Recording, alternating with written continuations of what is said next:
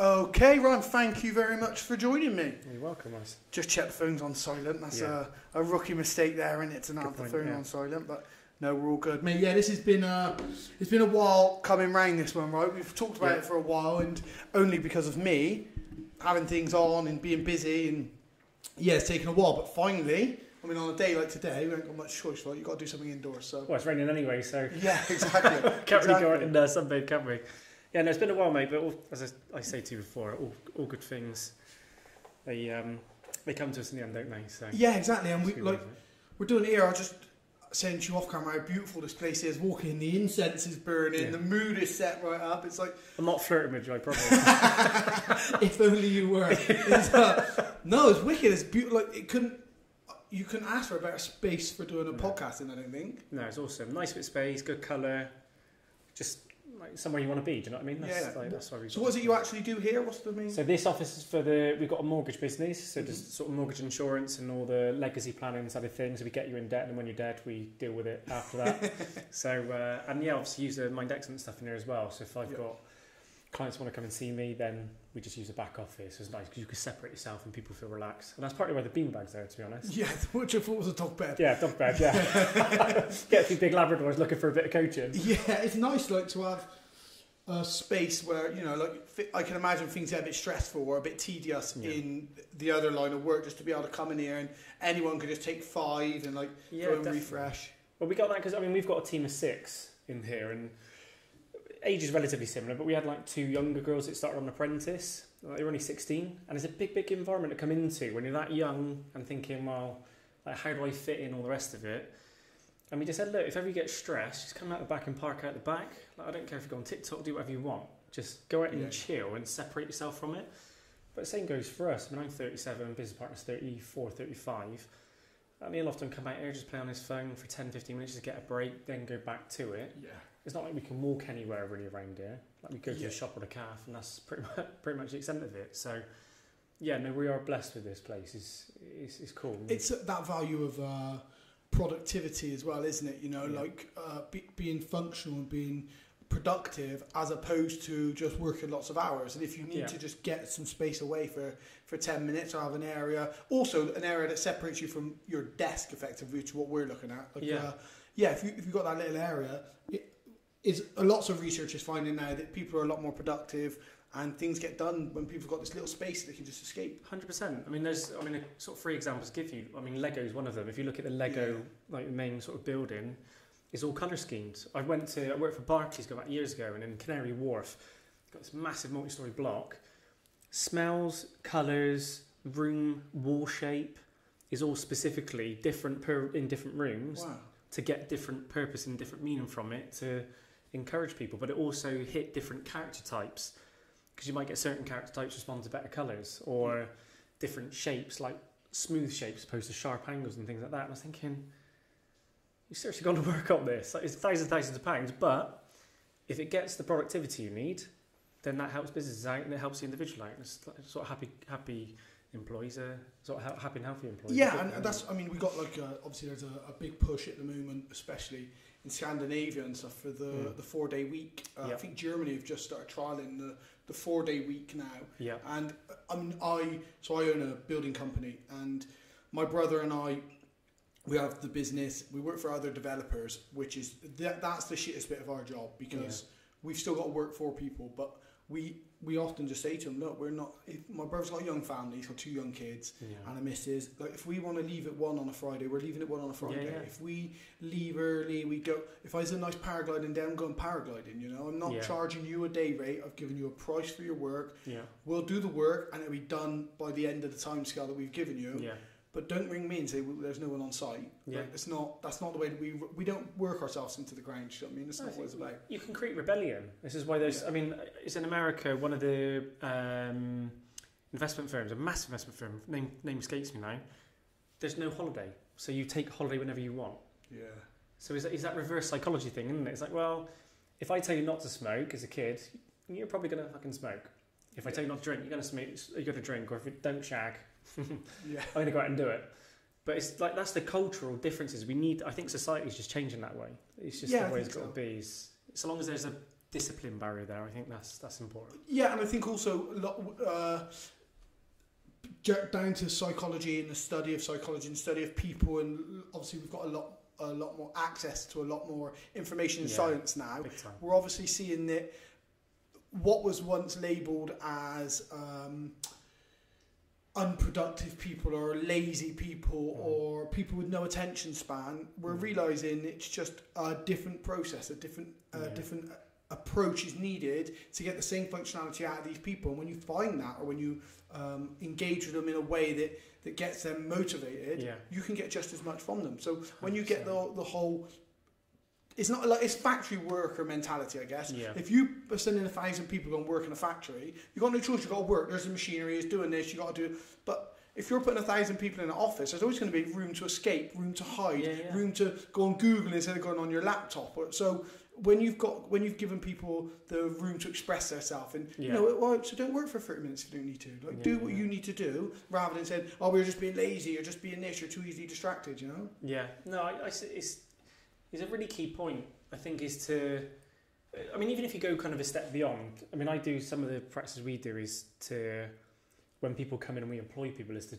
check their type, what type of character they're, both their natural and their kind of work traits. Because have you heard of something called DISC profile? Yeah. Yeah. So DISC profile is massively used a lot in financial services, and we don't use that per se. I've kind of thought, you know what, that's cool, but fuck that, I'm going to use my own thing because that's just the way I am. Yeah. And there's an amazing book called Surrounded by Idiots, and it decodes people by colour. And I've used that for years alongside, believe it or not, astrology, like with all the star signs. Yeah, I mean, I don't know them inside out, but I'll look at them and think, can I work with that person? Can I work with that person? But also, can they work with me? Can they work with the other character types in the business? If they're not, then I'm probably going to begrudge everything they do because I want to do everything differently, and it's not going to work to the code of the business. And then you kind of then think, right, is one rule fits everyone? Which, yeah, I agree with that. But if you've got somebody who's really good at something, you've put them in a certain job position, but you don't get on with them, or you don't want them to take your job, you'd end up treating them differently. Yeah, yeah. And it's a funny old game, but I think it's massively part of the culture. I mean, if America is doing it, obviously Scandinavia are really good at that. In Asia, they work differently. They kind of pay more, so you get more, which is why people say, why have you got so much money? Because they pay more, and then you want to do more as a result of it. But it's an interesting time. You should get that book, Surrounded by Idiots. Oh God, yeah, I literally, that was, as soon as you said it to me, it was mentally noted, Surrounded by Idiots. That's class. Right on my street, that is up. It is. It's because it's so easy, and then what you find, I mean, to give you a short version of it, is you kind of got your red, yellow, green and blue. Red's basically kind of high entrepreneurial. So it's kind of the people that are a bit confident, a bit more, they almost seem like egotistical pricks. They're not, they just know what they want. And they're happy to make a decision and think, oh, fuck it, if it goes wrong, who cares, I'll make another one and correct it. And they've got the yellows, which are like similar, high entrepreneurial. But if they're late to something, that person is always late to something. It's, there's a dead badger in the road, or the traffic light was jammed, or this, that and the other. And it's like, oh yeah, that one again. And then you've got greens, which kind of makes up for the bulk of the globe, to be honest, the sort of global population, and they're just people pleasers. And if they get a cold, they've got cancer, or they've got COVID, or they've got something else, and something else, and something's wrong, and they can manifest it. And you've got the blues, which, for anyone listening that might be in IT, is your IT nerd geek, whatever you want to call it, or kind of pigeonhole it, is where they are insanely detail orientated. Yeah. And it's amazing because when you look at that and you think, this is so fucking simple. And then when you start going out and look at it, you think red, blue, green, blue, and you look between them. But going back to the business thing, what you were saying is hugely important that you use that. Because like if I've got a job where I've got compliance, for example, which is massive in the financial service industry, if I put someone in there who just wants to people please and they're green, they're probably going to try and make everyone so happy that they fuck the whole thing up. Yeah. If I've got someone who's really detail orientated, they're going to really go through everything and say, well, that's the person that's wrong. That's where the error is. So it's about getting the right people in the right seats. Yeah, definitely. I mean, there was, I think it was one of Gladwell's books. Have you read any Malcolm Gladwell's Blink or Outliers, anything like that? Amazing books, just really good books because there's not so much based in opinion, it's more based in historical findings and facts and stuff. So there was one looking in, I'm sure it was a Gladwell book, and it was a Asian airline was having more crashes than any other airline. So Right. to the point that to bring in, they shut the airline out to get someone else in to figure out what was going on. And after like study of black box incidents, there was even incidents of planes flying into cliffs. And when they did the research, what it turned out was, and I mean I'll bastardise this a bit because I'm bringing it back from memory. Please do read it. Lots of the co-pilots, and because in a lot of big commercial planes you have a pilot, a co-pilot, and then like a third pilot, a junior or whatever. So lots of the co-pilots are seen as junior to the main pilot or the captain of the aircraft. So the captain of the aircraft is doing something, and the co-pilot's thinking, well, I'm not sure this is right, but doesn't want to question the pilot. Yeah. So then he speaks to the pilot then speaks to air traffic control, like where we seem to be. A good example is this: there was an airplane and they were running short on fuel. So he said, radio air traffic control test, and need to get us on to the landing pattern. So he's radioed air control, and air traffic control said, I can't at the moment, we're really busy, you'll have to go in a holding formation. So he says, they said they can't go on holding formation. He's like, well, tell them we can't stay on a holding formation, we're going to run out of fuel, we're going to crash. I mean, So he goes back, he's like, Captain said that there's not a lot of fuel left, we need to do something. They're like, we're trying our best for you, so tell your captain that we're doing what we can. She's gone back and said, okay, they're doing it. So like 5 minutes goes by, captain's going, what's going on? What's going on with air traffic control? We need to... So he goes back to air traffic control going, yeah, like I said, we're just really busy. We need to... So he's gone, yeah, they said they're on it. They're sorting it out. Next minute, plane crashes. So it turns out because that co-pilot or junior pilot didn't feel like he had the authority to question the pilot and the person he perceived that they were both above him.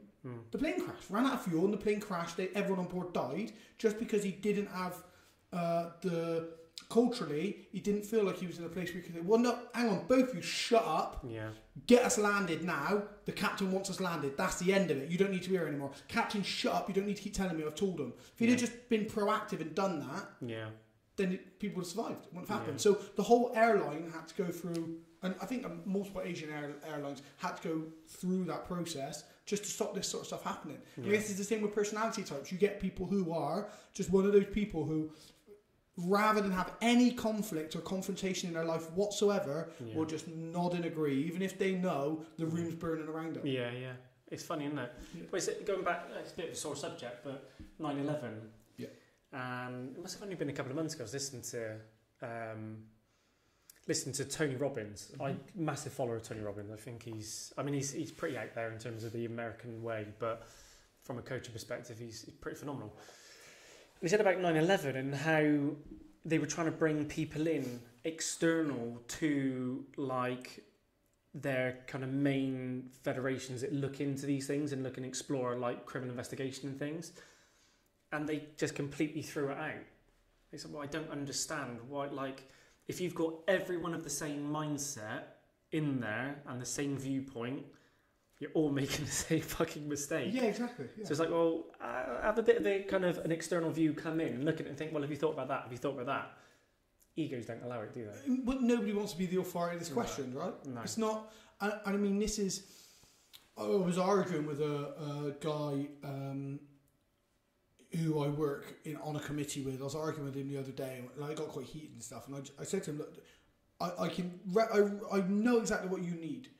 You don't have any accountability in your life. What you need is to come and spend some time at the gym, doing jiu-jitsu and boxing, get punched in the face and get choked unconscious, and you'll learn some accountability. You'll soon realise, oh, the reason this is happening is because I'm the one making mistakes. Yeah, absolutely. It's not what other people are doing. It's not, oh, well, my coach ain't showing me this, because if I show you those things and it's still happening to you, you learn some accountability. And I think that's the best thing for martial arts. Especially in kids. I don't promote kids being hit in the head, but if you're going to come and you're going to learn jiu-jitsu and you're the kid who gets swept and you get your back taken or you get armbarred and you're sitting on the mat crying and stuff, it's the best thing that can happen to you as long as you keep coming back. You have to learn the accountability and you have to, accept that shit, things are going wrong because of what I'm doing, not what other people are doing, Culturally we're shifting. It's just not... There was one of the TED Talks and they said about this sort of Western society's all changed. I think since the 60s, mainly where it's almost overloved. And then there's overprotected. It's like, well, don't make the same mistakes I made. Don't do this, don't do that. It was like, well, tell them what they need to do then. And like I said, one of the things that you just said, and funny enough, this morning I took my daughter to, she's playing tennis. She's only 7 years old. She's one of these girls that, and I'm blowing my own trumpet as a parent, and I'm really kind of proud of her. She's naturally very gifted, like academically brilliant. If she goes and does anything, she'll be naturally quite good at it. Yeah. But it don't get you fucking anywhere unless you keep working at it. Yeah, exactly. And she went out there today, and it was just like, she was telling me to be quiet, telling me not to look, telling me not to do this, telling me not to do that. And I was like, well, what do I do then? I was thinking, like, as a parent, do I go, whoosh, get on with it? And I'm looking, then you've got the other parents looking at you and thinking, right, my ego's going to get dented in a minute. And I was like, don't overlove. Like, yeah. And then we stop them making these mistakes. And it's all right to tell them, pull your finger out your ass and get on with it. And as long as you're doing it in a constructive way, like you said, if you're giving them the right tools, if they've used the wrong tool at one point, who cares? They've tried. Yeah. As long as they keep going back to and think, right, I'm going to use a different one this time, and then apply that logic. Yeah, we don't live in a world of participation medals. No. So why are we raising our children with participation medals? It's not, I want you to lose. I want you to lose. I want you to keep losing until losing becomes a part of you winning. Yeah. That's just, that's how it is. I mean, obviously my background's massively coaching, and I say to people, it's not like if you go out there just thinking, I want to win, I want to win, I want to win, I want to win, the moment you lose and you don't accept that that's a part of your journey, it's going to hit you for six. Massively, I mean, you've got, and that's even in the gym. That might not just be competing. That could be if you're coming to jiu-jitsu classes because you want to be a professional MMA fighter, and as soon as you get subbed and you're looking shocked, what the hell? Like someone just choked me. How someone just? Well, yeah, you better get your ass back in the gym because that was jiu-jitsu. That's not fighting. Fighting's the guy who gets up tomorrow morning and says, "Right, I'm going back in the gym and work on that." Yeah. But that's what fighting is, you know, and that's those attributes apply to so many different things. Like life's a fight. It's not two men locked in a cage. Obviously, it's like a physical expression of fighting, but life's a fight. Yeah. You're going to get hit with way more setbacks and knockbacks in your daily life than you are in a 15-minute MMA fight. Yeah, no, definitely. I think it is true to life where it feels, and I think these things don't out. Yeah. I mean, they do and they don't. It's great. It connects people, but I look at it socially and think, well, you there's an advert by Dove. So I've gone off track a little bit. And I showed my wife. I was looking on Sky Sports News, looking at sort of football transfers and stuff. And I was like, this advert came. I was like, fucking hell, what an advert! It's a selfie in reverse, and there's this young girl, and I don't know how old she is, but I don't know, 12 to 15, whatever she is. And they do the whole self thing in reverse where she unmolds her face, size her nose down, change her hair colour type, and it goes back to what is just her. And it says on there, like, help self-esteem for young girls with social media. Yeah. I was like, whoa, that's pretty heavy hitting.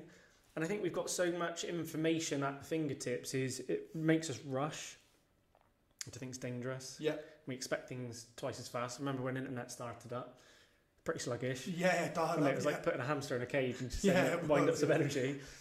And I think it's just changed everything now. The expectations. Yeah, I like it. I like that it's high because I think you should do that. But it's also got to be high for what you want it to be, not what society or your peer group is telling you it should be.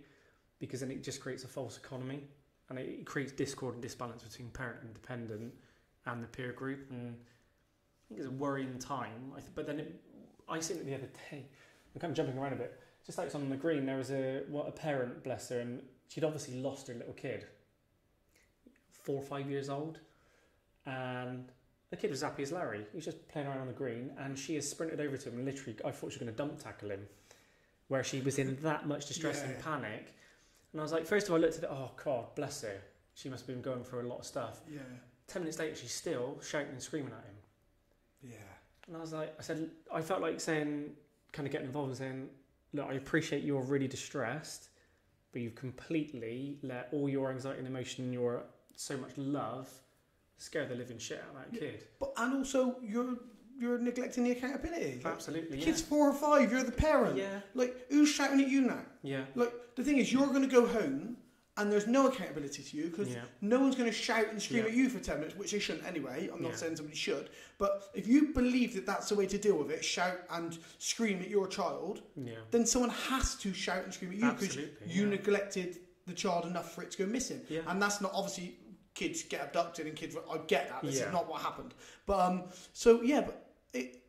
if no one's shouting and screaming at you, and you're shouting and screaming at your child, then that accountability is on a 4 or 5 year old kid now. Yeah. To do what? He didn't. For him, he's not lost. No, the thing is, as I think a lot of parents justify their actions. Doesn't matter what anyone else says. Well, no. It's like, well, just take a big deep breath in a minute. I mean, that's why with the logo on the Mind Excellence thing, I put the gap at the top of it to say, just take a step back and just look down in a minute. Yeah. And you'll just take a breath first of all, and just see what happens. And then try and review it again. Instead, it's like bam, bam, bam, bam, bam, bam, bam, bam, bam. Yeah. And that's all down to like the phones thing. We're constantly being marketed. We're constantly, our brain's on the, it's over like 100,000 thoughts a second, is it? Something like that, yeah. Runs to our brain. Yeah. Okay, now imagine when something goes wrong. That must like amplify to like 10, 20 times the amount normally. Yeah. But I think, it's a strange one. I think with the way things are, is to just get people to slow down. Get people to slow down. It's like, don't not love, just care and allow them to learn. Yeah. I was lucky as a kid. I was like blessed as a kid, to be fair. I mean, my old man was a fucking grafter, like real grafter. Working everywhere. I was lucky when I was a kid. I played football a lot. He used to come back from Evercreech, pick me up from school, take me to football 4 or 5 times a week. Pure dedication. He was hard on me. I'd get back and I'd be playing football in the garden, training, doing this, that and the other, and I was like, you're so hard on me, you're so this, you're so that. And I was like, you got to soften it a little bit. And when I was 16, 17, I had, my contract ended when I was playing football at Bristol City and lost it. And I was like, that was the literally lightning tip to the penis, thinking, Ryan, you absolute twat. That's why he was telling you and pushing you to do what you need to do. But we get too afraid of our kids retracting from us and losing love. But the truth, you never lose that, do you? No, you don't. But I think as well, parents aren't coaches, right? And it's you have to parent certain ways. And I'm not saying this because I'm a great parent. My daughter had periods of being so far off the rails that I was like almost at breakdown. Do you know what I mean? Where she just like was horrendous, and I thought I did an amazing job at parenting. Everyone around me was saying, you were a great dad, you've been great. It makes no difference. There's too many outside influences. But from being a coach for so long, you realise parents aren't coaches. So when your parent is trying to coach you, they often get lost in the, I'm only trying to do the best for you. I'm doing all this for you. I'm doing that. And eventually, as a coach, they're not things that I generally say to anybody I coach. Like, hang on, I'm doing this for you. Well, they should fucking know that. If I have to tell you that, I'm failing anyway, and you're not respectful enough to understand. So parents will get caught up, I think, in that trap of like, I'm pushing harder, I'm doing this, as where sometimes that little step back is enough to make somebody realise like, definitely, and I think like when I was, I used to have one-on-one coaching for football, signed to Bristol City, signed to Newcastle United, and then when I was like 16, got dropped. Bristol City were still interested, stopped. I never played football since. I think I've played 3 games of football since the age of 16 ever in my life, and I didn't understand it, didn't get it. Like I was young, I didn't understand what it took, I didn't understand what it meant. My mum and my stepdad gave me everything, took me to every match. My stepdad would watch me. I was the first person in Bristol to own a pair of Adidas Predators. When they came out, I was on a waiting list. Look, I had everything. There was nothing I could have wanted more. But when it got to it, I was like, nah, fuck this. I'm going to do something else now. I've missed too much of it. Because no matter what they gave me, it's making me understand, or I have to realise that the value and what's happening. Do you know what I mean? And that's why you get these people young, like you hear the stories of Michael Jordan, and you're like, mentally, you had it, and you have all these other people like Tiger Woods. Like his dad was apparently horrible, pushed him to breaking point, but mentally, that's what he needed. Other people just don't need that. I think you got to think from a financial perspective. I know I'm kind of speaking on maybe on behalf of the bulk of the society now. Is there's more money than there ever has been. And parents, because they want to satisfy their children, and we always pay for their love too. And I think it's inadvertently. I don't think it's intentionally like, oh, there you are, just a couple of quid. I think we do that now, and then we combine that with social media. Whereas, shit, they're doing that.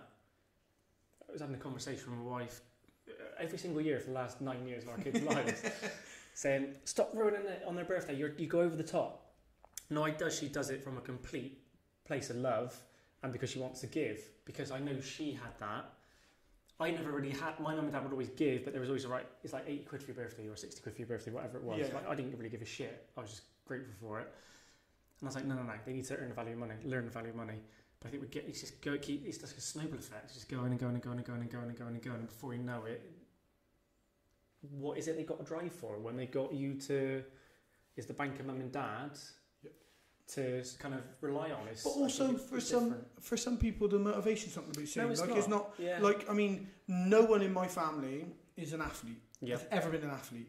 I've been an athlete since I was a kid. Like from Yeah. football, then to martial arts, and I took MMA to the highest level that it can go to. Okay, I didn't achieve what I hoped I would do, and you know, but that's not a reflection of how committed I was as an athlete. So I was a professional athlete. No one's been that. Yeah. Now, my dad's motivations now still to this point are very different to mine. Like a couple of years ago, I went to America for 9 days, just stayed a year, just bought a van, just travelled across America, did like 35 grand in a year, spent all my money, got back, my dad's like, that could have been a deposit for a house, that could have, like, right, give me the 35 grand again now, and see what I do with it. Yeah. I won't go and put a deposit on a house, I'll be gone again. Like, it's not, like, the value of money isn't the same for me as it is for you. And it would have never been, no matter how much of an involvement you had in my life, it would have never been. And your kids are going to, one of them might take the same way as you, the same way as your wife, or they might be completely different. Do you know what I mean? And you might just, I don't understand the motivations.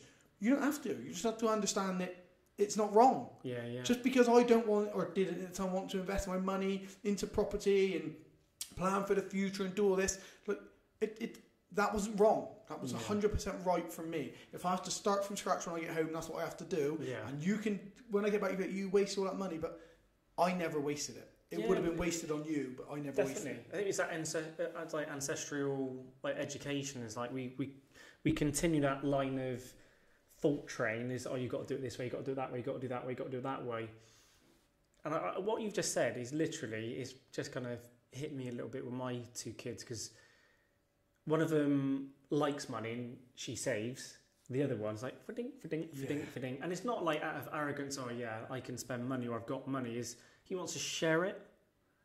And my boy is like, he's insane doing that. But the funny thing is, he's always got money. Yeah.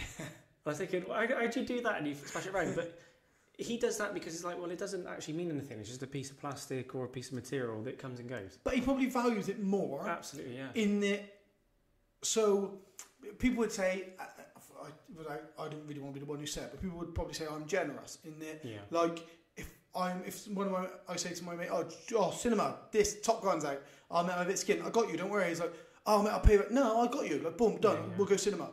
And it's selfishness a bit, because I want to go to the cinema, right? I don't want to sit there eating popcorn and drinking a milkshake on my own. Like, it doesn't matter how good Top Gun is, I want you to beat it. So we go, but also your son, he probably values money more in that, well, when I've got this thing, I give it to this person and they smile as much as I do when I've got this thing. So if we've both got the same amount of things and we can do what we want, we're both as happy as each other. As opposed to, he probably sees the true value of money in that it makes happiness, right? That's it. And it's not, people equate, right, so more money, more happiness. No, you've lost it again now. Do you mean just, maybe he understands that, you know? Maybe he appreciates or values what money's giving him in giving it away, you know? Absolutely no basis for that. No, I think it's definitely the case. And to be honest, I mean, I always believe we should learn from our children as well, because sometimes they give you signals and things. And I've always been sort of massively money orientated, not from an arrogant or egotistical perspective. Is I look at things, right, if I get that, that's something I've attained and achieved type of thing. And it's not until I'm getting older, I don't know if it's a midlife crisis thing, or it's probably learning from him, thinking, does that really mean anything? I can't take it with me anywhere.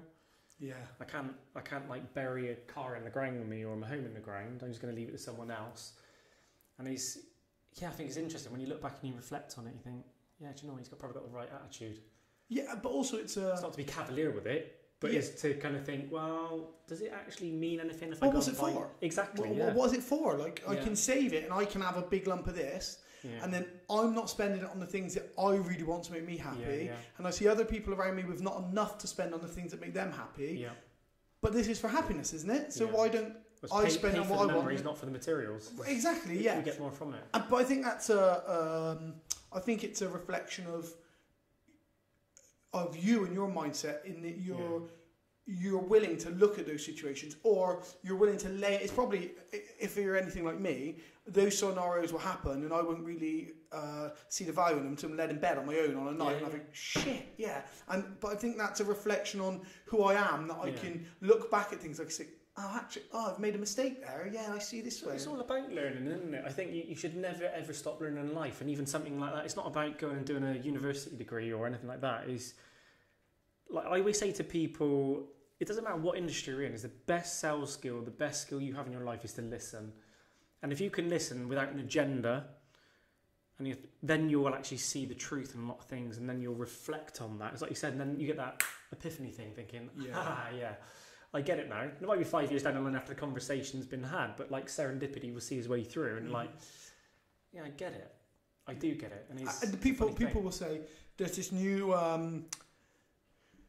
like tagline, or like I don't know what, like a buzzword, I guess, like of manifestation. I manifested it. Yeah. No, you lived your life the way that you wanted things to happen. Yeah. Oh yeah, but then by doing that, I manifested this. No, you just went on the path. You went with what you were happy with, and this is what, when you truly follow what you're doing, because there is no path. There is no. People think that people have got this shit figured out. Like, listen, it's not everyone's winging it. Yeah. No one is. Even Tony Robbins, like, no one's figured this shit out. Everyone's winging it. The moment you think you figured it out, you're probably going to stop learning, and what you're going to find out is in the next 5 years, you're going to hit a crossroads. You're like, oh shit, stumbled. And that's it causes complacency, and then you go on a downward spiral. And that's why you get these sort of peaks and trough situations. Is there's always a challenge, there's always an opportunity, and if the path changes, it doesn't mean it's stopped. Yeah. And exactly. You know what, actually, Mary, it's funny, like you said about the Bristol City thing, because when I was there, because when I was 27, I attempted to take my own life. Right. When I left there, I was, like I said, I was like 16, 17, and then I lost my granddad when I was 18, and like my path went a bit funny, but I was like plan, everything, that's where I'm going, that's what I'm doing, and no one was telling me any different. I knew that's what I wanted, and then it all kind of like crumbled apart because I allowed someone to get in my head to say, no, you ain't going to make it. Yeah. You ain't going to make it. And I was like, I believe you now. Yeah. I was thinking, one prick has turned around and said. And I've got like other people, like about 4 months before that, I was on at Ashton Gate, and it was City v Rovers. And so when we had is it Paul Agostino? Yeah. Remember that? Yeah, of course I do. Yeah. And then I think Australia went in for Agostino. Yeah, and then Peter Beadle scored in the last minute. Yeah. I was like, but I remember going on, and John Clayton Senior, my one of the coaches, he said, like when I was out there doing the half-time thing, I was only like 12, 13 maybe. And he said, that'll be you one day. And I gravitated with that. Yeah. And then someone else said, it was like, bang. I just stacked that on top of it. I didn't really know what I was doing. And then you got to the point when you're getting older, and then people started talking negatively and saying, well, you ain't going to make it, and you start believing it. And I think coming back to that path thing is, you ain't got a direct path from A to B. Yeah. There's certain offshoots and off-roads, but you just keep that mentality and learn and develop with it. COVID. We've all had to adapt to that. Like, no one put that in our way on purpose, in essence. It's just, it's happened, and God knows what else is going to happen again. But it's about, I think too many people give up too quick. Yeah, well, because too many people think that there's a journey. Too many people think that there's a route to stuff. Like, it's one of those... I think it's easy as well. Like, I mean, that's... People will say this, I've had this said to me a lot. Oh, you've got it all figured out. Oh, you seem like you got it all... I'm just living my life. I don't wake up, or very rarely do I wake up and think, oh God, no, what do I do now? How do I make this? Oh, where do I? Very rarely do those sort of thoughts come into my mind unless it's for a set task. Yeah. So if I'm preparing for a fight, which I won't be anymore, but if I was preparing for a fight, let's say, it would be, I'd wake up and like, right, okay, look, I need to figure out where am I getting my jiu-jitsu and say, where am I doing this? And it'd be a bit regimented, it'd be a bit set. My life's not like that. Yeah. There's none of that in my life. Yeah. It's, right, I'm living today. Yeah. Oh, what are you doing? Well, I don't know yet. I've got to go work at this time. Boom. So I go to work. Next minute, I get a text message. Oh, mate, it looks really good actually to fly Froster today. Can I get out of work? Boom, I'm gone. I'm going off paragliding. Or, oh, sorry, mate, I can't. I've got to stay on at work. So I go on at, stay on at work, and I used to check my phone, see how people are getting on, how far have they flown, how well are they doing. And then I suddenly thought to myself, like, why? Like, what? I'm not there. No matter how much I wish I was there, and no matter how much I watch how good other people, I'm not there. Yeah. Why am I consuming my life with thinking, oh, if I'd have gone out there, I don't know if I'd have gone, but you didn't. So boom, that's gone. So I think people's the hindrance in people's progression forward is mainly stuff that's already happened and gone. Yeah, yeah. It's not stuff that can happen. Yeah. It's not progression that's holding people back. Yeah. It's holding on to shit that you can't change anyway. Yeah. Like the real smart people, and I'm not saying that I'm one of these people, but the real smart people are the people who look at the setback. Yeah. I can't go to work. I can't go out and fly, so I've got to go to work. Are the real people who, for positivity, are looking at that, and that's where that ends. Boom, that ends there. They don't carry that with them all day. They don't begrudge work. They don't begrudge the fact that they've made the choice. They don't wish they'd have been the one who'd flown furthest. They don't. That ended there. When that decision was made, that ended. Yeah. There. I do these little things on Instagram. They're like a minute 20, and it's just like a little positive, motivational thing every now and again. Just on my Instagram, so I post them. I did one the other day about happiness, and I was saying to people, like, so many people celebrate happiness like it's a finite commodity, or they'll celebrate their happiness. Yeah. And then when other people are happy, they can't be happy for them. Yeah. And you're sort of missing the point. Yeah. Like, other people being happy doesn't detract from me being happy. Yeah. If you're happy, there's not a finite commodity where I can't now be happy. Yeah. So if you're happy and I celebrate you being happy, that'll in turn probably make me happy. Absolutely. So no matter what it was negative for me, I've noticed that, hang on, this person's happy, I celebrate that happiness. Yeah. Boom, it's just a case of looking around you, not holding on to the shit that's gone wrong, and just saying, like, boom, well, that ended there. Yeah, you should use that as a springboard, shouldn't you? You kind of touched on manifestation, but it's like, in whatever term you want to use it in, is use that to push yourself on. I mean, you're bang on, Wes. There's too many people in society which are looking at it and then they'll sit and feel sorry for themselves. Because that's fine, you can do that all you want, but it's then what you tend to do is easier to dig deeper into that emotion, and then kind of come, oh, fucking hell, I'm fucking done now. Yeah. It's a simple scenario. You've probably had it. You've probably got friends who are like it. I would imagine so. Oh man, really hurt my hand. I've got a really bad hand. Yeah, I really hurt my hand training. Yeah, I bust my wrist at training a few weeks ago. Really bad. Yeah, my doctor said that it might be fractured. Yeah, my doctor was talking about, he probably thought I broke it at some point, and it's not. And then you can just black cat. My cat's blacker than yours, right? You've got those people. It's like, oh, I've had such a bad week. Oh, don't want to hear about a week I've had. Yeah. Do you know what I mean? It's just one of those.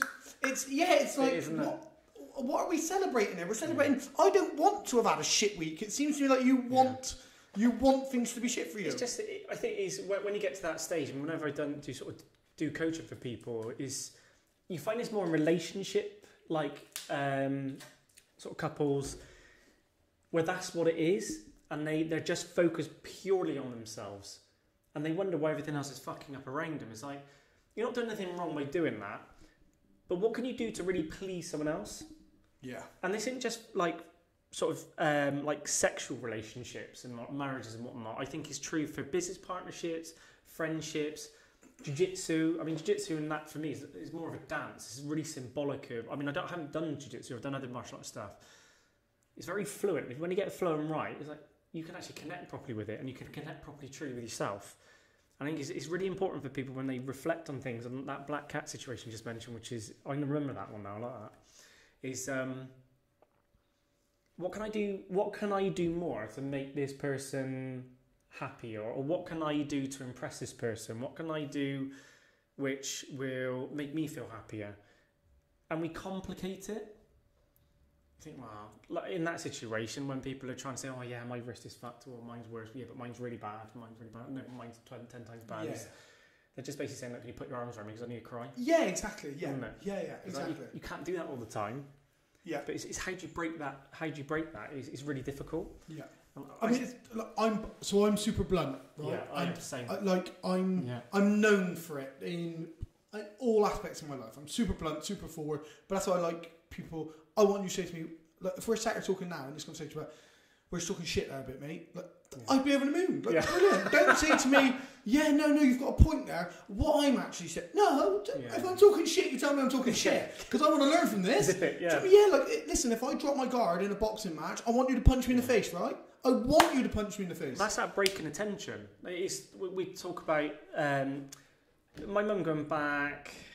I had a phone call from my mum going back in 2015, I think it was. And I remember putting the key in the door. Ryan, I got cancer. I was like, oh, fucking hell. Just putting one foot in the door. I remember thinking, and I just sat down on the doorstep. Took a big deep breath in, and I was like, I'm going to lose my mum. That's the first thing that ran through my head. And I thought, right. I said, right, how bad is it? I've got to go through chemo and radiotherapy. Where is it? It's in the throat. Is that because of smoking? Ask all these questions. I thought, right, Ryan, what the fuck difference does it make anyway? Yeah. What difference does it make?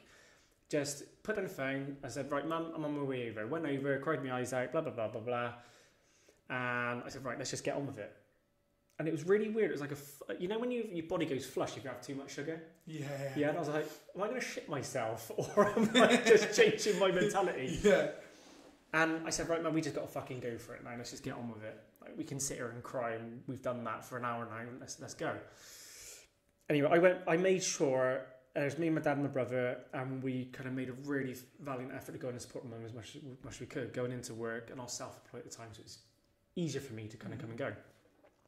There's one point where she was sat in the room having radiotherapy, and there's like 6 or 7 people around her, various ages, mainly older if I'm honest, and she said, why me?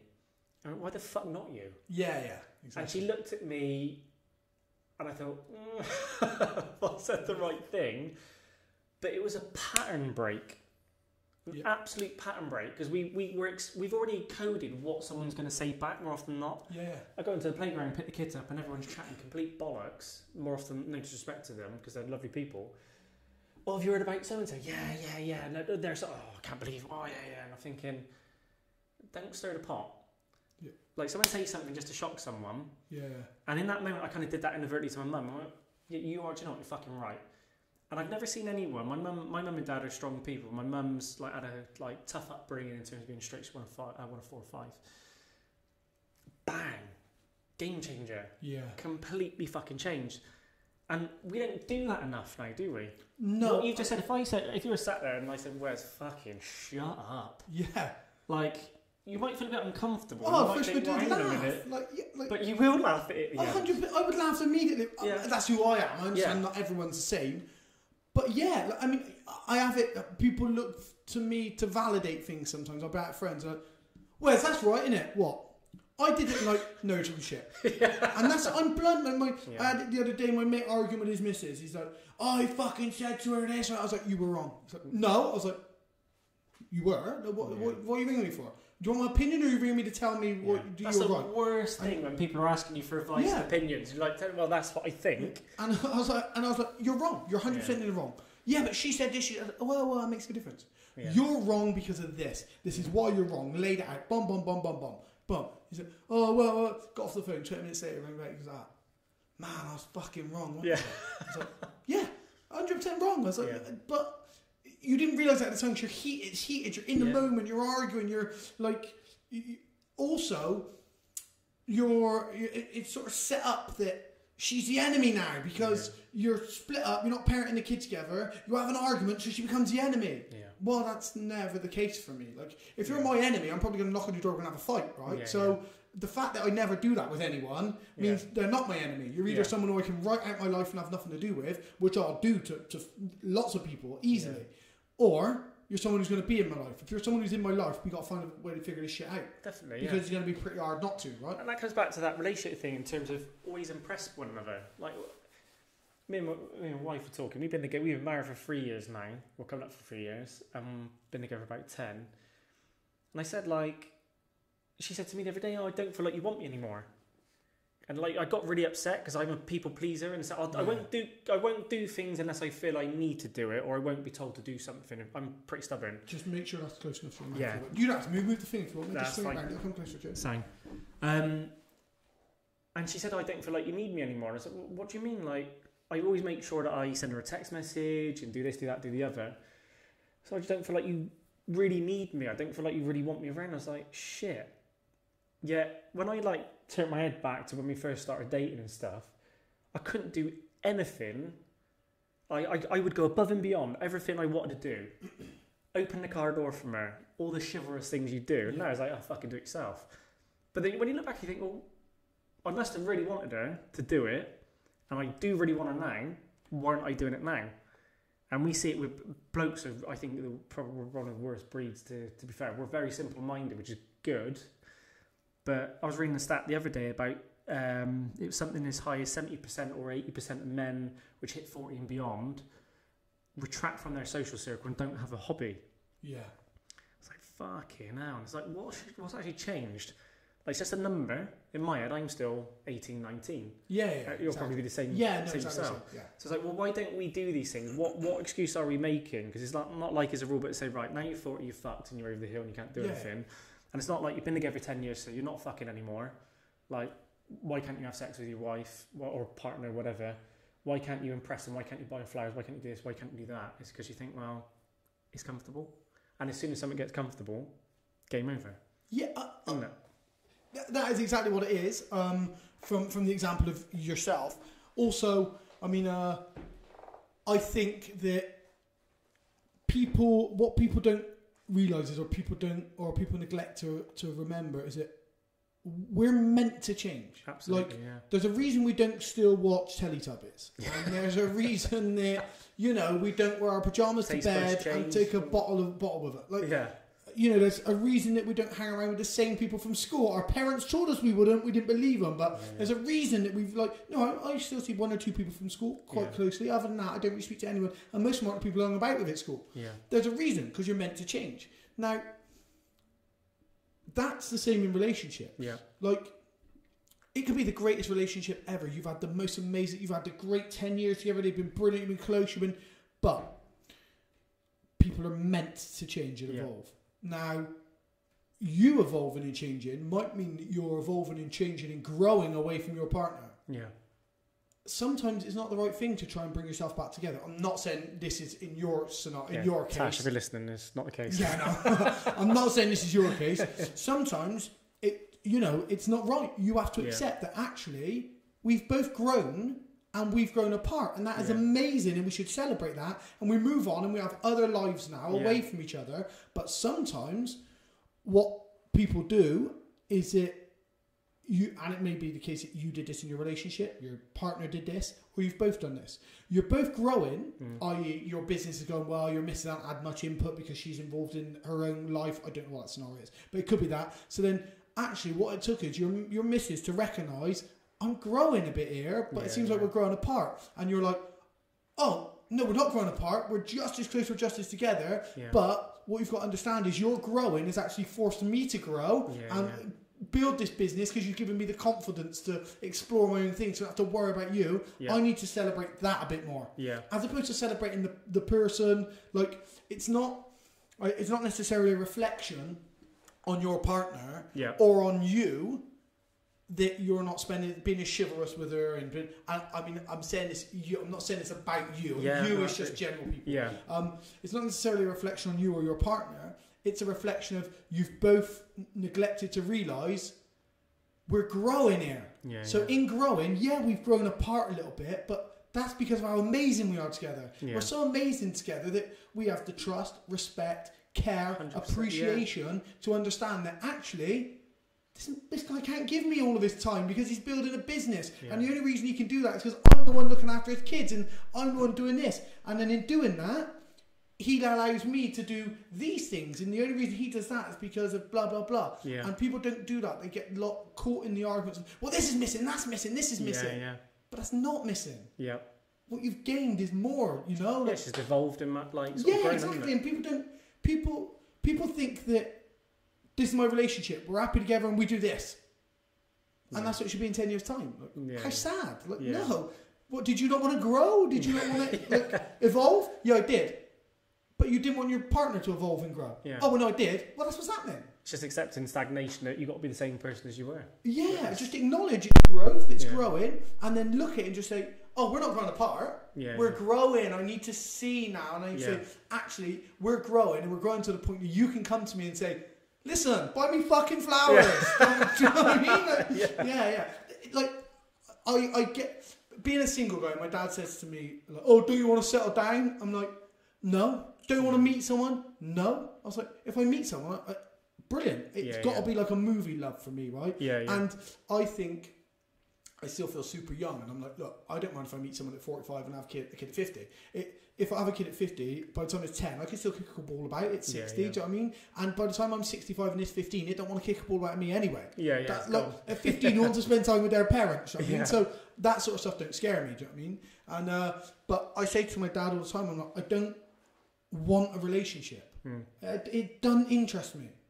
If I meet someone, I'm happy to have a relationship. It'll evolve and it'll be that.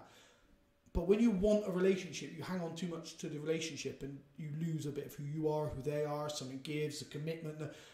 I'm not interested in any of that. I want to live my life and I want someone else to live their life, and hopefully those two lives live as one together, you know? I think it's coming back to that ancestral thing where it's like you're told what stage in life you need to do things. And I see that all the time. And one thing I think we don't do enough, if you're going out on a night out, you know in your head what you want. You know what clothes you want to wear. You know what colours you're wearing. You know what you're doing. You make a target line, like bang, bang, bang. So it's like a mini plan. You got to buy a car, a van, tools, whatever it is, a house. You know what the intention is, what it is you want. When was the last fucking time you knew anyone did that with a relationship? No one does it. And you think, and you are right, is like you will grow in your own ways, but you will grow together. Like in a parallel, in the sense that, right, you could just understand, right, I've grown that way, the connection, the morals, the ethics, everything's still there. So we're still like two snakes going around a tree and we're going to meet in the middle and all the rest of it. But I think too many people go into things, they think, well, I've had people before that said, I'm in that fucking relationships all the time. They're this. He's a bleep, bleep, bleep, bleep. She's a bleep, bleep, bleep, bleep, bleep. Like, well, hang on a minute. What is it you want in a relationship? What is it you want in a person? Well, they got to be good looking, big dick, big tits, big ass, bang, bang, bang, bang, bang, loads of money, whatever. It's like, oh, that's awesome, that's fine. No, I mean, what do you want in here? Like, what makes you happy? What makes you challenged? I think is another one. I think we've got to challenge each other. And what do you see as the ultimate relationship? And this is why so many relationships are like 2-3 years bang gone. And it's like, it's not really, that's not even growth. You haven't had time to grow because there's not been a you yet. There's not. No, it's not established. It's like always going into Tesco or Asda and picking one of the reduced types and going, yeah, just fucking have that because it's cheap or it's easy to take. And I keep saying to people, look, that's fine, but if you really want, like what you've just said is, you're not going to conform to what society tells you to do in the manual, saying married first, then child, house, whatever. It's like, hang on a minute, I'm going to do it my way. But what you also do by doing that, and correct me if I'm wrong, I'm being a complete twat, is it's because you know what you really want. Oh yeah, look. Not just in relationship, but in life. Is like, I know what I want from life, and if something happens, that will happen. Yeah, I mean, so I think I say to my friend just like who spoke to me about, and so my sister's terrible with relationships. Like she won't listen to this, so it's fine. My sister's awful with relationships. Yeah. I said to her before, you need time on your own. Yeah. And I don't mean like 3 months. I mean like 2 years on your own. No one. Go on some dates if you want to. Have some reckless sex if you want to, but be on your own. Yeah. And I mean, even if you meet someone who you think actually this could work, be on your own. Yeah. Don't see them 4 days a week. Do you know what I mean? Like just be on your own for a little while. And then she's like, oh yeah, well the thing is, I want someone else. Hang on 2 seconds. Let's look at it like this. If I said to you now, right, you've got to pick a best friend. What do you want from them? Yeah.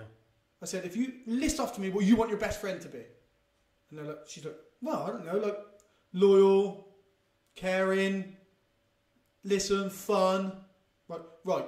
What do you want your life partner to be like? Oh, well, it got to be like tall and sexy. Yeah. And I'm like, but if you don't want that from your best friend, why do you need that from your partner? Yeah. All the attributes you want from your best friend. Being able to listen, supportive, encouraging, but that's all you need. Yeah. But because your partner's got to be your best friend, right? That's how it's going to work out. Yeah. Look, if I don't understand why we pick partners. with all these expectations and all these elements that we wouldn't search for in a best friend. Yeah.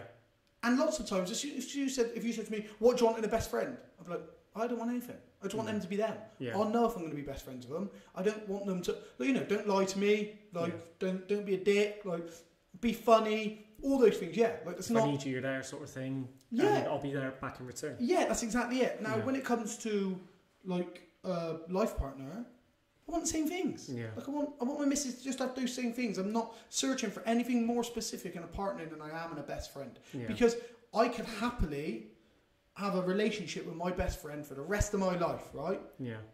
It just happens as a bloke and I don't fancy it. Yeah. So it's not going to happen. But, if you can have a relationship for the rest of your life, if you said, look, do you reckon you could be happy if it's just you and your best friend together forever, every single day for the rest of your life? Yeah. Yeah. Of course you could. You could be happy. Yeah. So what are all these expectations on a partner? They're just your best friend. I think it's a lot of fear of people being on their own. I got sort of some really good friends that, male and female, and they're still on their own now. They're in their mid-30s. We've still got a long way to go yet. Yeah. You're not. Life's not at the end. I know people think, yeah, but about children, about this, about that. But it's we're fucking living longer, for starters. People are far more in tune with health, fitness, and all the rest of it. So don't worry, let that happen when it happens, but don't force. You're bringing that before you bring the partner in, because you're thinking about all those future things before you've even got them now. Concentrate on the now and just live life and when it happens. But I think the other thing is as well is we often manifest what we don't, or not manifest. We often bring into us what we don't need, which is the state of mind we're in at the time. So we bring in this panic and distress. If I need to find someone, then you go think Tinder. Fuck you now. I've never been on it, and I hear people. This is gospel. One of my friends was on it, not naming his name. Really want to. He had Tinderitis. Oh yeah. Where he was swiping. Yeah. Wow. And that's what they refer to it. I was thinking, well, that's pretty epic because I've never heard that before. So you got me the first in Bristol to get that. Yeah, Tinderitis from swiping. Wow. I was like, yeah, but you said it was only in one direction. So you were literally just saying yes to everyone on there, then, weren't you? But I think that's it. Is that speed thing. We're not thinking. Well, the eyes are basically filling the belly up, and it's when we and I was just saying, you're looking at like a trophy thing, or what the eyes think. Yeah, nice. Let's give that a go. You go out and you realise, wow, this is a joke. And I just said, there's nothing wrong with old-fashioned just going out and meeting people, just networking casually, speaking to people. Do you know what I mean? It's all changed where it's the amount of fucking programs I've seen where they're swapping wives. Yeah, I don't get this. You've got an hour to decide whether you're going to ditch him and go with someone else. Also, these big couples have been together 18 months or so. I'm like, you shouldn't even got on the fucking show. We've been together 7 months and now we want to bring someone, or we want to test ourselves and we want to. If you want to test yourself after 7 months, you shouldn't be together. Exactly. I've answered this question for you. What is going on? But it just goes to show what the agenda is with that relationship is. You've got that superiority thing where it's you've got to feel more superior than the other, and this is a good thing with the surrounded by idiots thing as well. It's if you've got two people that need to be known, I need to be known. Say you and me are together, right? Hot kids. Yeah, we would have good kids, mate. We'd be pretty switched on. They'd bloody hell, right, get back on track. So if we were together, it's if I want to be more known than you are, we're always going to be competing against each other. And you get these couples that go on there and they're only in it for fame. Yeah. And it's a quick bang, right, I need that money and I want that. And then before you know it, all this Love Island stuff. And I mean, I kind of admire the confidence for a lot of the younger generation to expose themselves in the physical sense. And also think, do you know what, I don't give a shit what people really think. I know they do really, but they get on there and you think, you're doing it for the wrong reasons. And they're willing to sell dignity, emotional, not support, but their own emotional awareness, their happiness, their mental health. They're willing to sell all that. If you said to all these people, look, your world's going to fucking fall apart. You go on Love Island. Yeah, people are going to love you. Some are going to hate you. They're going to be vile to you. Your world will fall apart as you know it. You're going to suffer bad. You're going to be depressive. You're going to be, but I'll go. Yeah, no, I'll go on it. I'll go on it. But they've already got an agenda. They've already got a response built in. It's like... They want to be famed. They want to be shared on to Instagram. They don't care if it's like... And then what happens is when it actually happens and they realise that actually all that I wanted with the thing, what I wanted was people to actually like me and actually respect me and care about me. But you were willing to give that up, remember? I told you all this would happen. You were willing... Yeah, I didn't realise it'd be this bad, but I told you how bad it would be. Yeah, I didn't realise... I thought everyone would be... Right, but you were willing to sell that. Yeah. And in actuality, you're not. You just don't understand how important it is to you. Yeah. You have no value of it. You're just manipulating kids, basically. They are, yeah. It's I mean... I think it's... is it... whose daughter's going on there? Michael Owen's daughter? Oh, yeah, I did see that, yeah.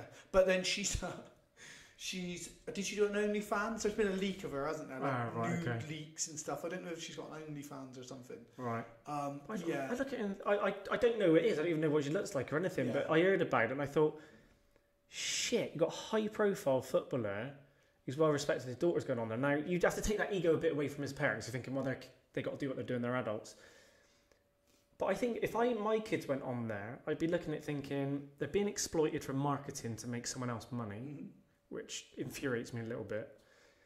And you can't control them after and what goes on. I mean, when we look at like Caroline Flack, we look at these other people that are in those positions and... 3 people from Love Island, I think. It's too much. Yeah. It's way too much. So, in 2008, I was on a show called The Ultimate Fighter. It was a reality TV show for MMA. So I was on The Ultimate Fighter. The same year, I got offered Big Brother. Right. So...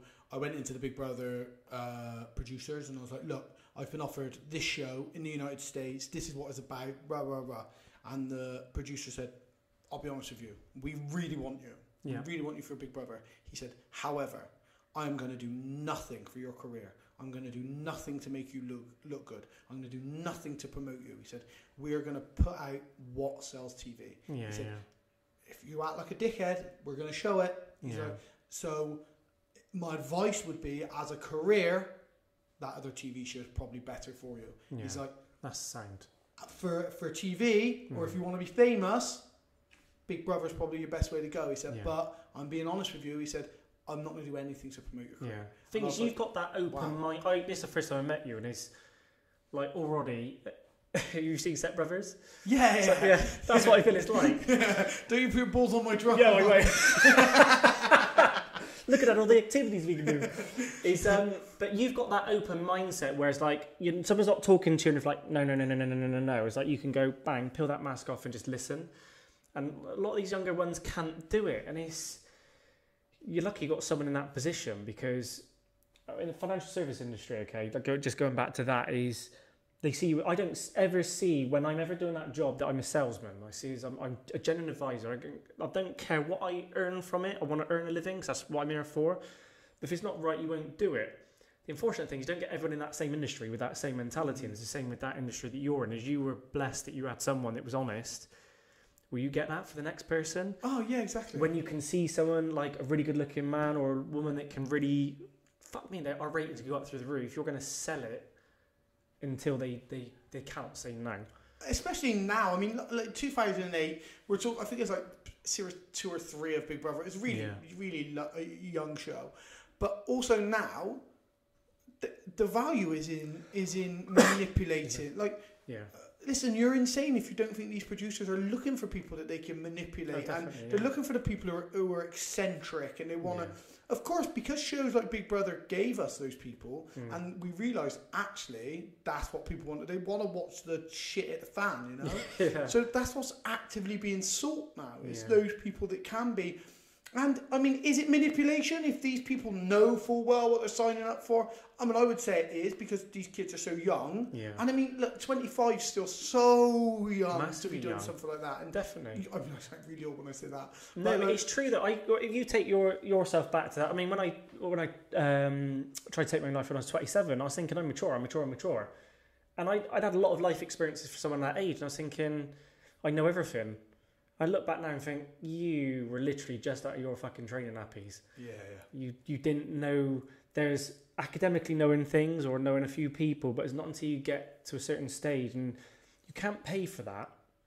No, I mean, it's not to say you've got to be 35, 45 to know more than someone else. It's about I always say to people, look, don't base it on my age or what age you think I am. It's based on the experience that I've had. So, like 25 years old, I had a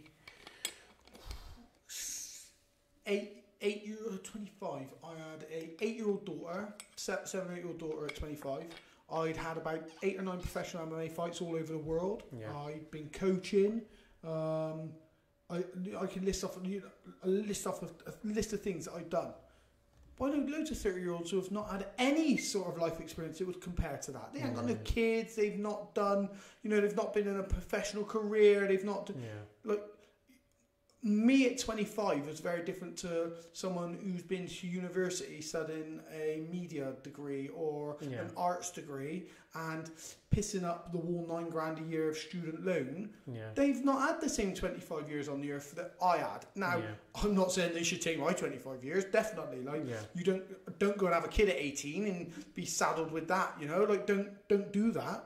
And if my daughter does listen, that's right, I said saddled with it. But just I'm not saying my way's better than your way. I'm saying it's different. Yeah. So you can't say, well, no, 25's all right to do that. No, it's not. It's not. 25's not. It's an arbitrary number. Yeah. It's the amount of days that the sun went around the earth. That is all there is. It doesn't mean anything. 25 is nothing. We need to know what these people have had, the experience they've had, and what lives they're living, But it almost gets to a point when you come back to the TV thing, it almost feels like they know the past. It's like, this is quids in. Yeah. And then there's no help and support.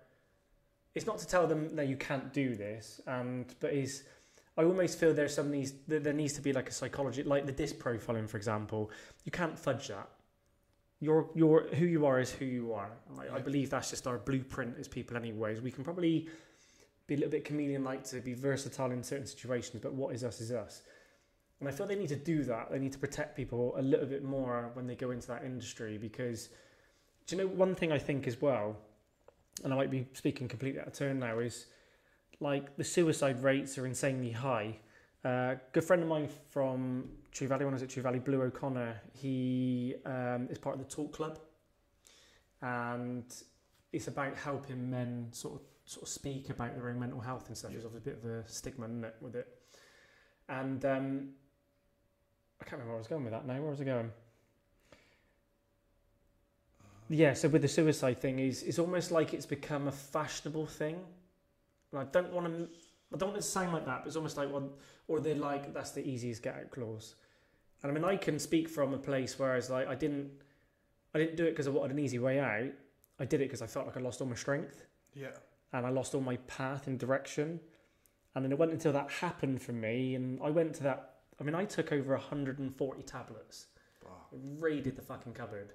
My mum and dad were away, and somehow I obviously didn't do it to see it through. Yeah. Because I do believe if you want to see it through, done. Yeah, it's easy.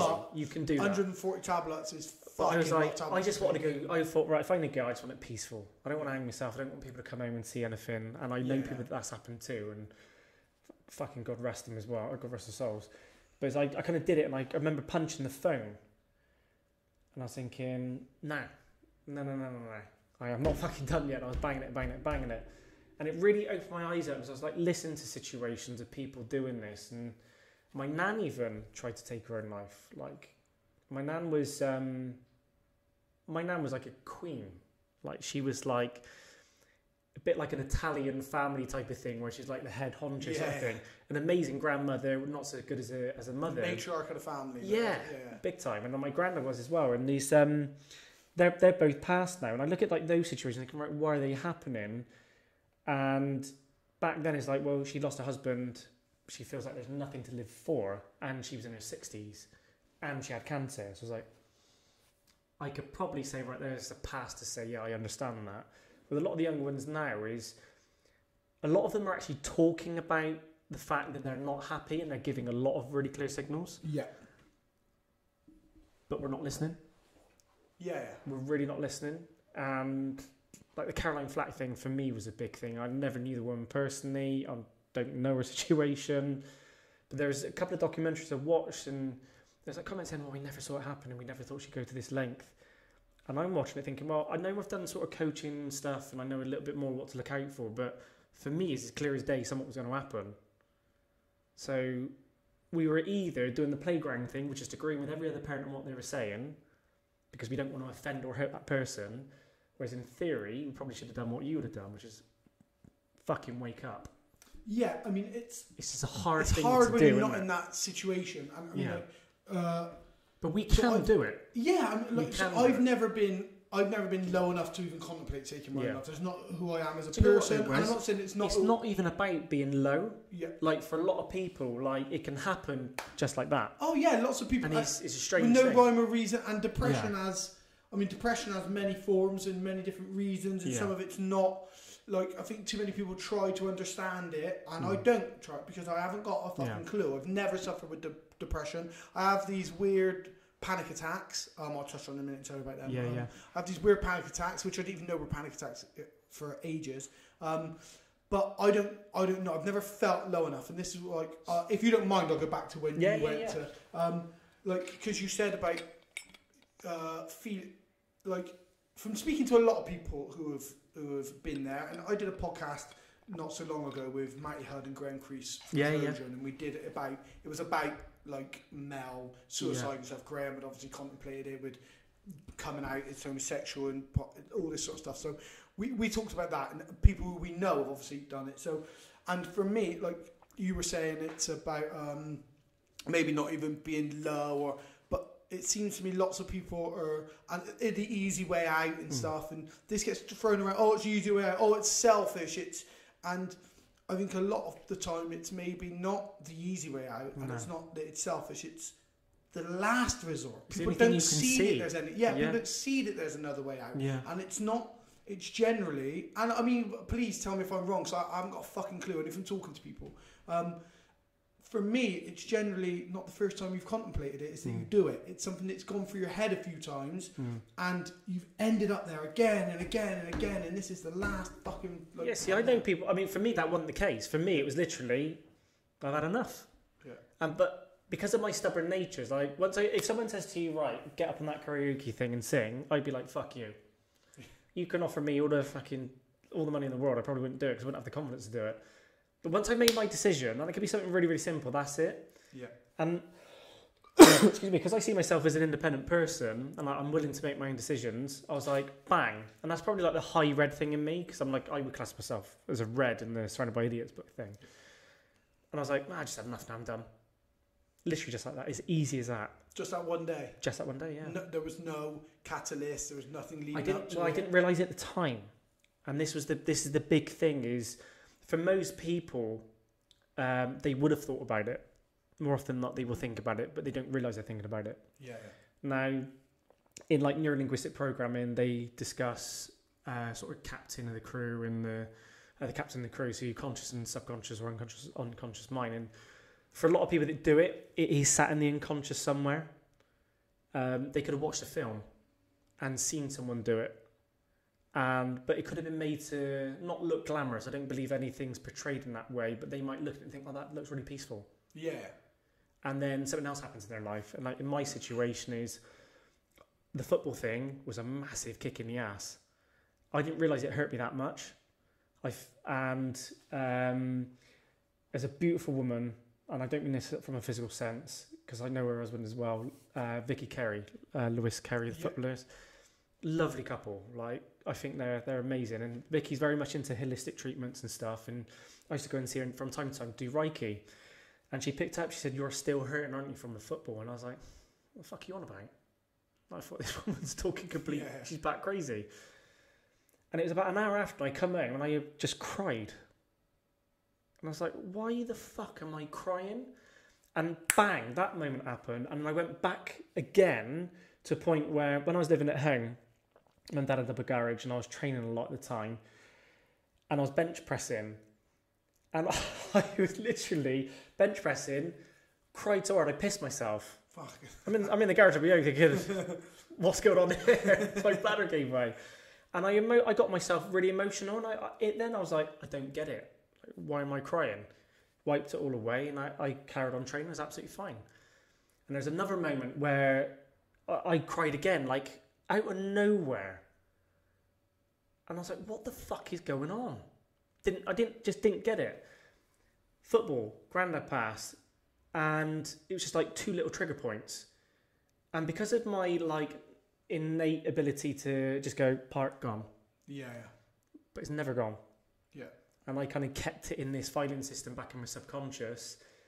And then I started hearing about people, right, they've done this, they've committed suicide or lost friends or whatever it is. And then my mum's always been very spiritually tuned, like in tune. And I've always like had it in myself to kind of open up and see things or hear things. I've seen like a ghost when I was a kid, and I tried to suppress that. And I heard someone talk it. We were a place called Buckham Farm years ago when we were moving house. Yeah. And it's a place called Hilly Tump. Fucking weird place it was. And we were just like waiting to move. They were for 12 months. Anyway, I got up one night to go and take a piss, and there's this woman, as clear as fucking day, with a veil over her head, sat on the crapper. I'm like, I desperately need a piss, but I don't like the look of that. So I turned round, legged it, run into the bed, kicked the bed, foot's gone black and blue. Dad's coming, you're right. Yeah, sound.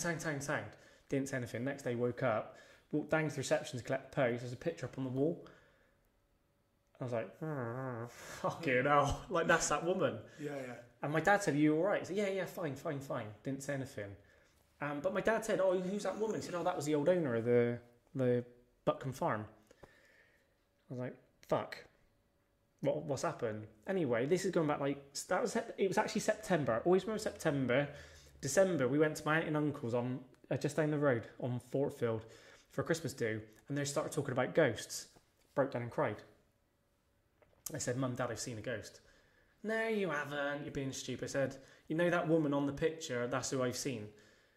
So a couple of days, like early in the new year, I went down to reception, and I was describing this woman, and he went, that is definitely her. And it's like all these things came into place. So I had a representation of death through my granddad's passing, who I absolutely adored my granddad. Proper, very fair bloke. He'd have me and you in together if we were having an argument. Right, you tell me your fucking story, you tell me your fucking story, and let's meet in the middle. Yeah. I'm like, that's cool. Yeah. And he did that with my mum and dad if they had an argument in Ding Dong.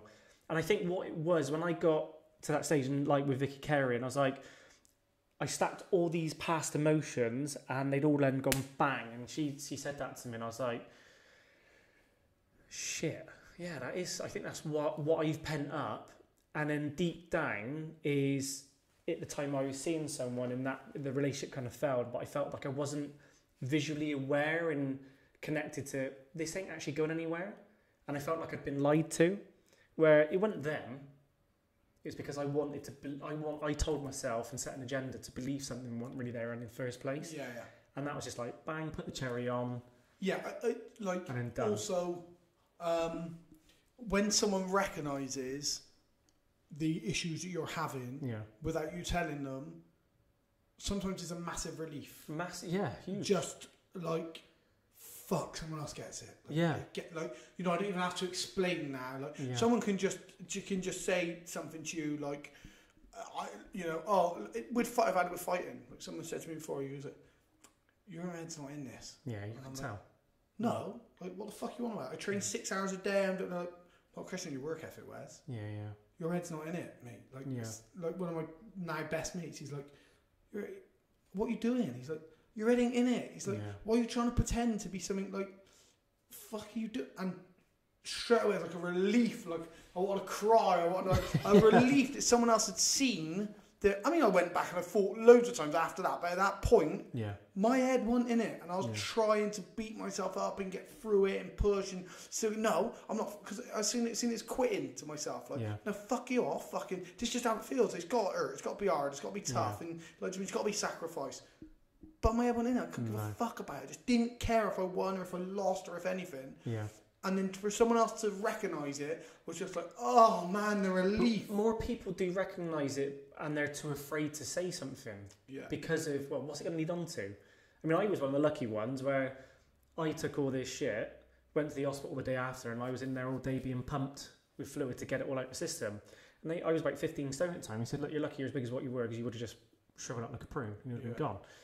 And after that, I was like, from now on in, that's it. And that's when I started all the coaching stuff and like really gravitating towards a learning that was development. literally where I was going next. It was going to be like, were these things that led you to where you are now? I'd always liked all that. I've always been curious about like, why is that person different than that one? I was a fucking weirdo when I was a kid.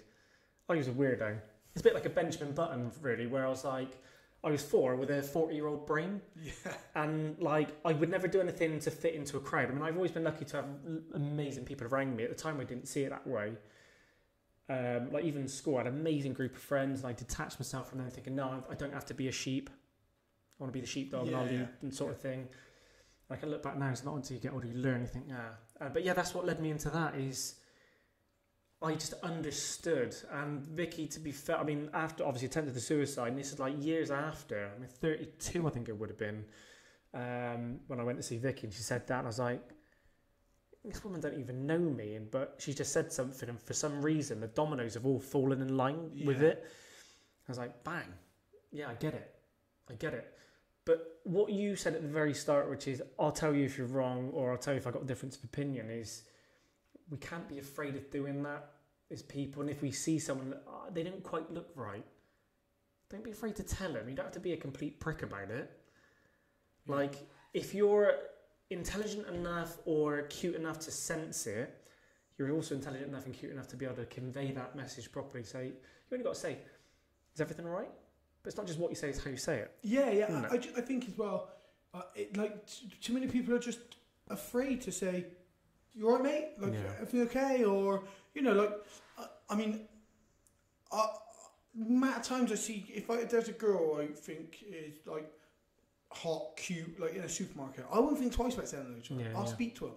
But sometimes you'll say hello to somebody, and it's humans are speaking to me. Yeah. Find me on Snapchat and message me there. We can't speak in person. Like, what? You become keyboard warriors, don't you? Yeah. Yeah, like it's. But that's where the agenda sets in, but this is all down to the marketing thing, and I'll keep saying it and saying it. Is if I was to go and talk to, like, I get this thing in my head.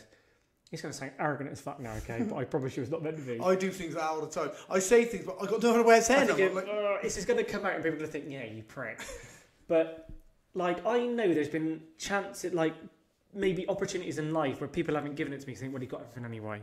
Or, he's good looking, or he's tall, he's this, that, and the other, and thinking, that's the reason why you've not done it. Or you don't want me to go into that to maybe go on further than what you are, so they protect themselves. And I think we've just got into this marketing thing with life in general, where it's like, for example, if I'm talking to a young girl, like, I mean, we've got Macy, like, she's pretty much family to me. She's an 18-year-old girl, she's a good-looking girl. If I'm talking to her, I've got no agenda in that sense, but people could walk past and people say, oh, yeah, you're doing this, you're doing that. Yeah.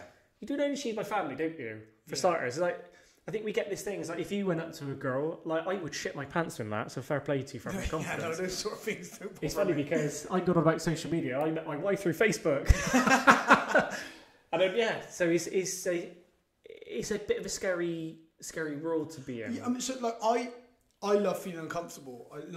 People say to me, like, with the stand-up comedy, people are, what if you bomb? I'm like, I can't wait to bomb. And I did a gong show, which is not my sort of comedy at all. I like long format stories is what I do. And I just try and make them a bit inappropriate or a bit funny. And people are like, what if you bomb? That'd be amazing. The best thing you can ask for in stand-up comedy, and I'm not a stand-up comedian by any stretch of imagination, the best thing you can ask for is everyone loves you and everyone applauds, everyone laughs. And the worst is everyone hates you, boos you, in fact. How amazing would that be?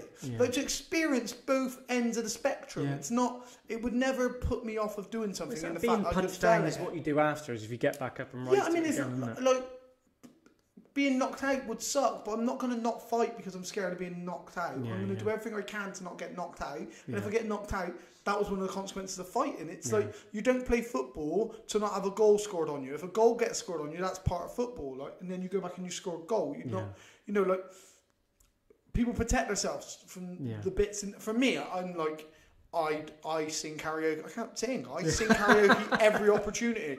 Not because I want people to tell me I'm great. I don't like compliments. When people compliment me, I find them weird. I don't know if everyone's like this, but when people start complimenting me, I don't know what to say. I don't know whether to say thank you because I sound arrogant, or whether to say I know because I sound even more arrogant. But then if you don't say thank you, well, fucking knows what already. Yeah, so I'm like, I'm not. I just don't. I'm uncomfortable now. You want to do it. Tell me I'm shit. I can handle being shit. I can laugh at myself. Tell me I'm good at something. I'm like, okay, wicked. So I mean, we lose opportunity if we don't have that sort of mentality. But I think people don't understand. So I've got friends who friends have said to me stuff like this before, like, "Oh, you should come out with us the other night." There was me and so and so went out for a meal, like their partner or whatever. Yeah, and her friend came out. She'd made a wicked date for you. I'm like, well, why didn't you invite me? Oh, well, you just don't want to meet someone, do you? I'm like, no, I don't want to meet somebody, but I'm not against meeting someone. Like, what you don't get about this? Well, you're never going to meet someone with that attitude. I'm like, no, you're misunderstanding the point.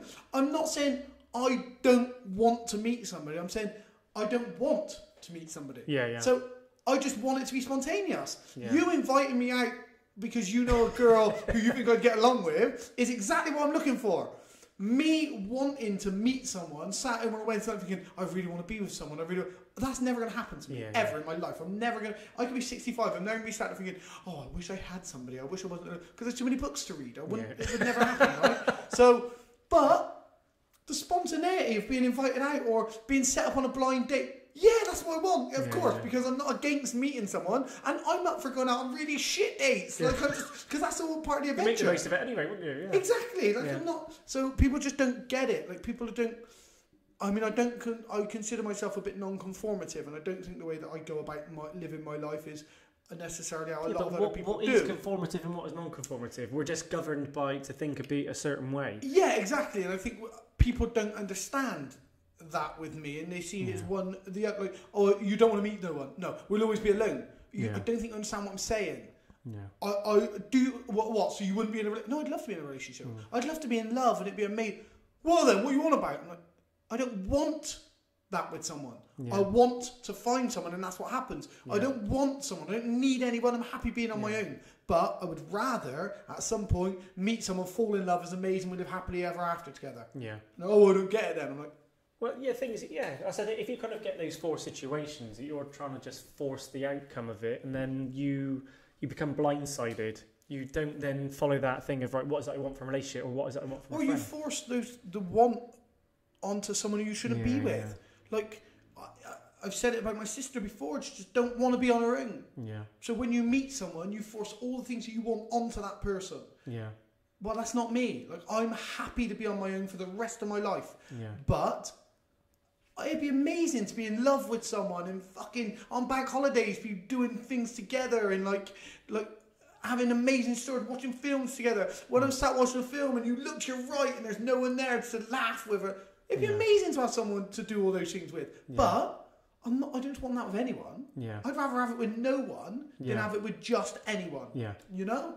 And, I mean, you're lucky you've met someone who you have that with. I mean, the way we started was weird because if I had any bollocks, I would have done what you'd have done.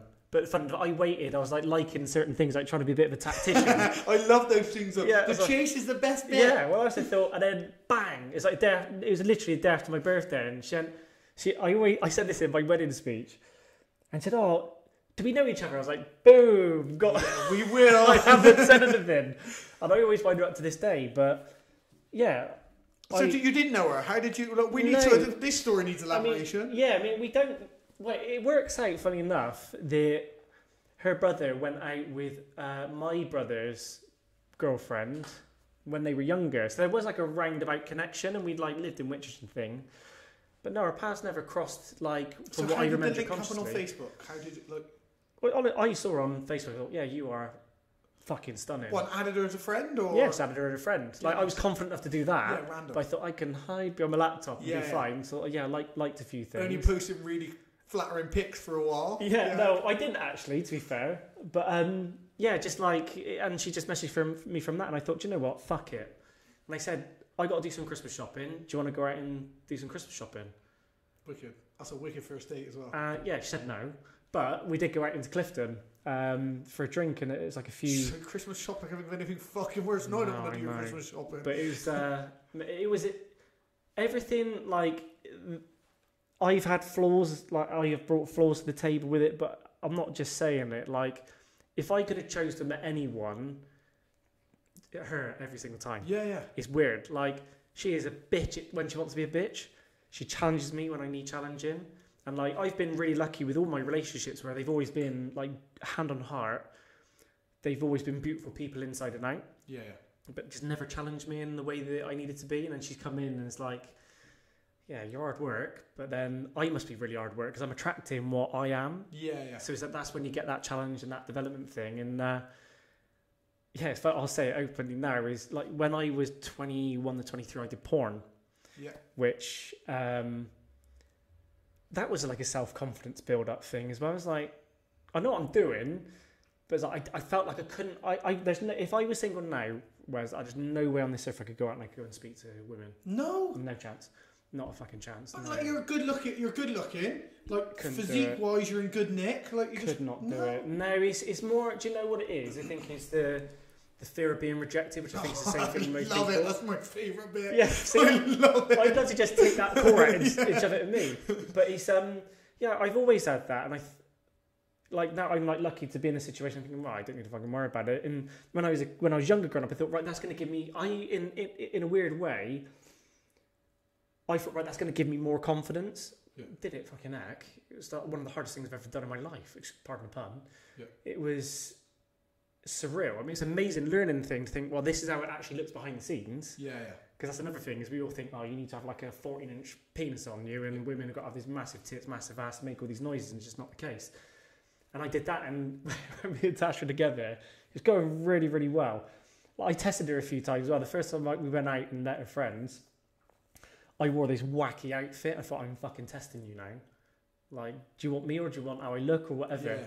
And I was into my boxes, so I had this Geezer's Palace bright red fucking hoodie on, this stupid grey beanie, some black Canterbury, New Zealand things on, these orange football socks. Looked like a prick. Yeah. Honestly, it was just horrific. She didn't say anything. Went to laugh. She's like, you do realise you look like a twat? I thought, oh, this is going well. She's still happy. Anyway, went to mum and dad's. First time I met them, sat there, and I thought, yeah, this is going really well. Like, if I could choose any in-laws, 100% would be these in-laws. Yeah, they're down to earth, class, they're people of the world. And I'm talking to them, everything's going mint. And then suddenly I felt this jolt, and I was like, fuck me in the seats, bro. Tash, he's done porn. I'm like, what the fuck has just gone on? And I literally thought the fucking sofa swallowed me up. Oh, it's amazing. I was like, shit. And I looked there and yeah, I have. So she was okay with you doing porn, then, obviously? She knew, Tash knew before, because we had funny enough, we had friends who I went to school with, and there was connections in that front, so she'd already sussed me out and did her due diligence sort of thing. And on our first date, she said, oh, is it true? I said, yeah. I thought, I'm not going to hide it from you. I'd rather it come from me than anyone else. And her dad turned and said, so does it pay well? That's the first thing he said. Yeah. I was like, oh, right, but for that. Yeah. So yeah, it's all right, yeah. But it was it was weird. Like, I think when that kind of story and wherever it's going it's always important to be honest. Just fucking be out there, be open. It's just important to be you. Damn right.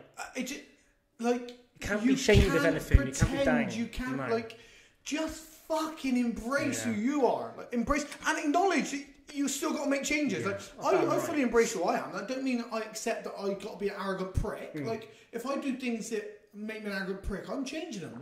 I fully embrace who I am, and I fully embrace that by next year I might be someone a bit different. Absolutely. I won't be someone completely different. Yeah. There's no way I'm suddenly gonna fucking start condoning Boris Johnson's behaviour as long as I live, because morality is morality to me. Yeah. But there's a certain fact that I might have more money and I might understand the way that certain policies that he believes in work differently for me because I'm now financially different. I accept that. It's the same with I fully am aware that who I am today, I'm really quite happy with. I have loads that I have to work on. That's what makes me happy. It makes me happy that I have loads of flaws within myself that I need to work on. Yeah. But I'm really quite happy with who I am. I like that my podcast, I love my podcast because I really truly believe if you put me in a room with anybody on this planet, I could do a 2-hour podcast with them. Definitely, yeah. I really believe that, you know. Yeah. So it doesn't make any difference what you can be. The Pope. Yeah. And I have no interest in religion whatsoever. You could be the Pope. You could be Elon Musk, or you could be, I don't know, like a disabled like athlete. We'll talk. I know I'll be able to talk to you, right? Yeah. Definitely. I know I'll be able to listen to you, so that if I don't know enough, I can listen and let you do the talking. But I'll be able to carry my own arguments and carry my own thoughts. Yeah. I like that about myself. But I know that there's things that need work, of course, and I embrace them, and I'm happy with them. So there's a good coach called Brené Brown, this American lady. And she did a Netflix series, and she says about vulnerability, and like part of what you're saying for me is, or like my perception of it is like we're too afraid to be vulnerable. Like it goes back to me, like I'd rather a keyboard warrior, like my wife, like back then, think right, I'll try and create an opportunity. Whereas I could just go bang, just be vulnerable and think, would you be interested in going out? Because the worst they can say is no. Yeah. Or the worst someone can say, like, you're not really the type of person I'd really like. It's like, well, that's fine. Like, not everyone's cup of tea. Yeah. So we fear that too much. And then, but you've got to think of it like this. So people, I've had this before, like when people have said about associating with gay people or homosexuals. They're like, oh yeah, I don't really want. And I'm like, what if he fancies me? I'm like, right. Have you ever had a woman or a girl who you consider to be fat and ugly fancy you? Yeah. Did you fuck him? No. Well, if he's a bloke and you don't fancy him, are you going to fuck him? No. What's it matter then? I don't get where you're going with this, right? Yeah. Like it's the same with rejection. Like it's how many times, like if you ask someone, how many times do you think there have been girls out there who have been self-conscious, who have thought like, oh, I'd like to ask him out, or I should have asked him out. Who, if they would have, you'd have been looked at and thought, yeah, I'll go on a date with her. But they haven't because they're self-conscious. That's like, fuck it. What's the worst that happens? You say no. Yeah. Okay. And this is, do you know what? Like, you just reminded me of, I've had like a couple of coaching sessions with people and they're saying, oh, this person got this opportunity and I've worked twice as hard as them and all the rest of it. I was thinking, like what you just said is exactly that. Relationship, business, wealth, health, whatever it is put yourself at the front of that fucking bus. Don't allow people to step on before you, because all you're doing is you're being kind to other people, which is nice, but what you're doing then is you're moaning about it after because you're not putting yourself first. And also don't assume you've outworked me. Damn right, don't assume exactly. you've outworked people just because, I mean, it's one of those things for me, like I say,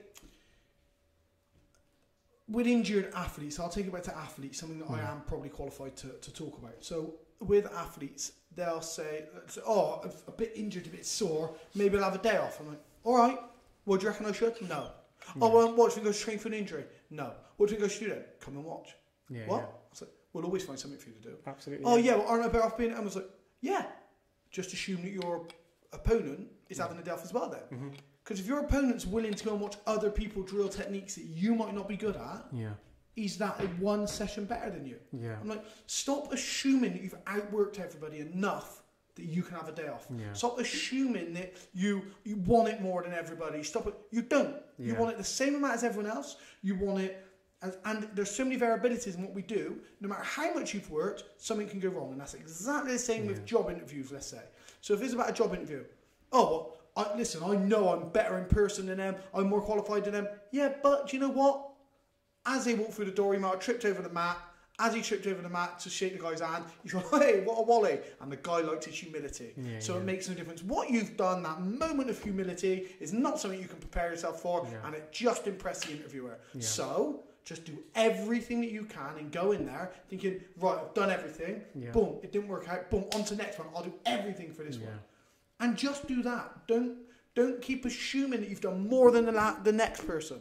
Or you need to do more. You always need to do more. Because if you can do more, you should have done more, right? 100%. And there's a couple of I predominantly sort of support footballers or boxers in terms of this psychology coaching and stuff.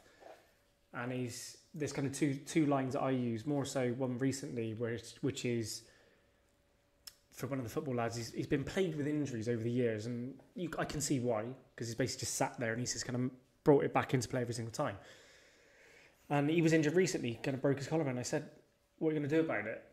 And like we set like in a plan, visualization techniques and all the rest of it to visualize back where he was to get that representation back. But it's like, what else are you doing training wise? Well, I can't really do much. And it's the same thing as what you just said. It's like, go and fucking watch. psycho-cybernetics is a huge part of training. Like 80% of what you do is brain psychology, and the 20% is your body physically carrying out those actions and doing what your brain tells it to do. But if you're going there, is look at the wider picture. Is you're keeping yourself connected with that group, which I think is really important. Not just for men, but women in general. Is like having people around you is important. If you laugh and you see someone else laugh, you're going to laugh a lot harder. If you see someone achieving something and you see that what you can do, you will generate that feeling and emotion within you. It's why stand-up comedy works better in person than it does watching it on Netflix. It's like you feed off of that. Everyone around you feed off of that. I said, but the other thing you'll do, mate, is by going there is people can see your fucking commitment. Yeah. You're not making an excuse to sit on your own. But also you can see your commitment, which is the most important part of that. Yeah. Like, if somebody says to me, like, oh man, you're the most committed person here. Yeah. I don't think, I am. Yeah, okay. I think, oh yeah, watch this. I think this is fucking commitment. That's just how my mind has always worked. I can't remember a time when it's not been like that. Like, do you ever think there's been a time where something's triggered that though?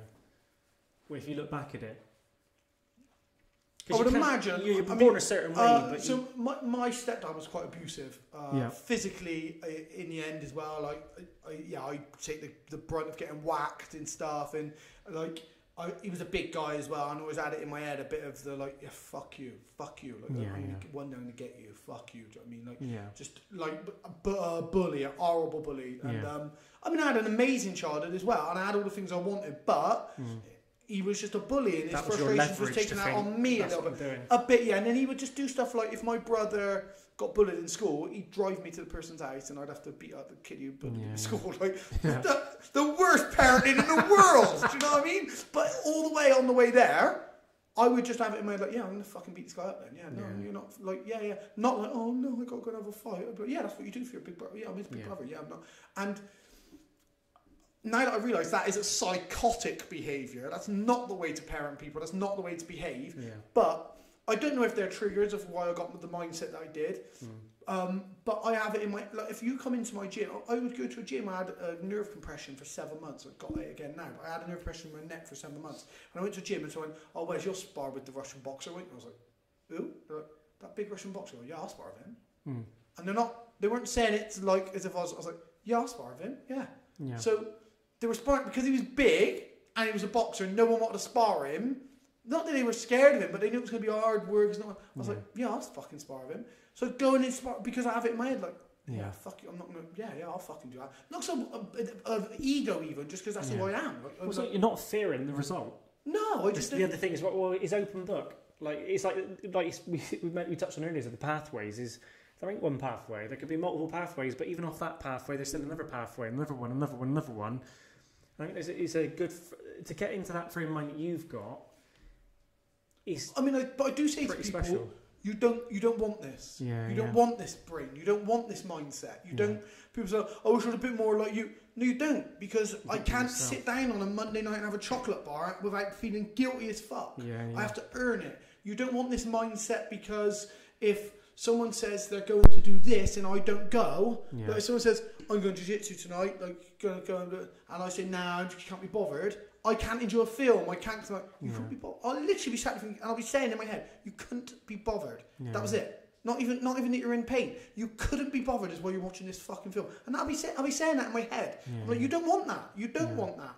But you also don't want other people to try and not represent you, but try and clone who you are. Because then they lose their individuality, don't they? And it's not a good. And I mean, I'm good in it. I don't push that onto like my daughter and my students. I don't try and get them. I mean, one of the first things I say to everybody who comes to me, I'm like, listen, if you can live the rest of your life not fighting, don't be a fighter.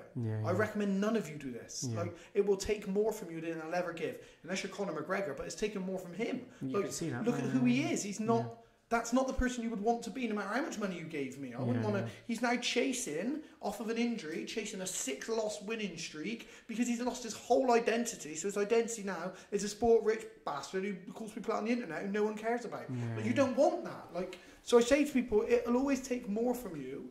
But that mentality and that mindset that I have is can be a hindrance in that. Not everything's competitive, but it is. I don't mind losing at stuff. If you beat me at something wicked, I'm glad that you're really good at it. But I'll get obsessed with stuff really easy. So my dad plays golf. I caddy for him every now and again. He was in a tournament the other day. I caddied for him. I've never played. Yeah. Ever. I won't pick up golf clubs.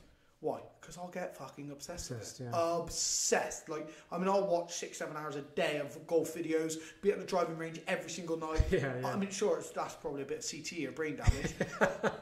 I'll get obsessed with it. I'm like, you don't want this mindset. To be a normal, everyday living person, you don't want this mindset. You want to just embrace and acknowledge when you are quitting on yourself, when you are giving up, and also when you are giving it everything. Yeah, that's all you need to do. You don't need to look at me or Conor McGregor or anyone else. And Michael Jordan. I'm sure Michael Jordan makes me look like an amateur. Do you know what I mean? Like his mindset was insane. Yeah. His work ethic. You don't want to look at them and say, I want to be like that. I'm going to be like, no, you fucking don't. Yeah, you just want to be able to, especially in everyday life, you just want to recognise it.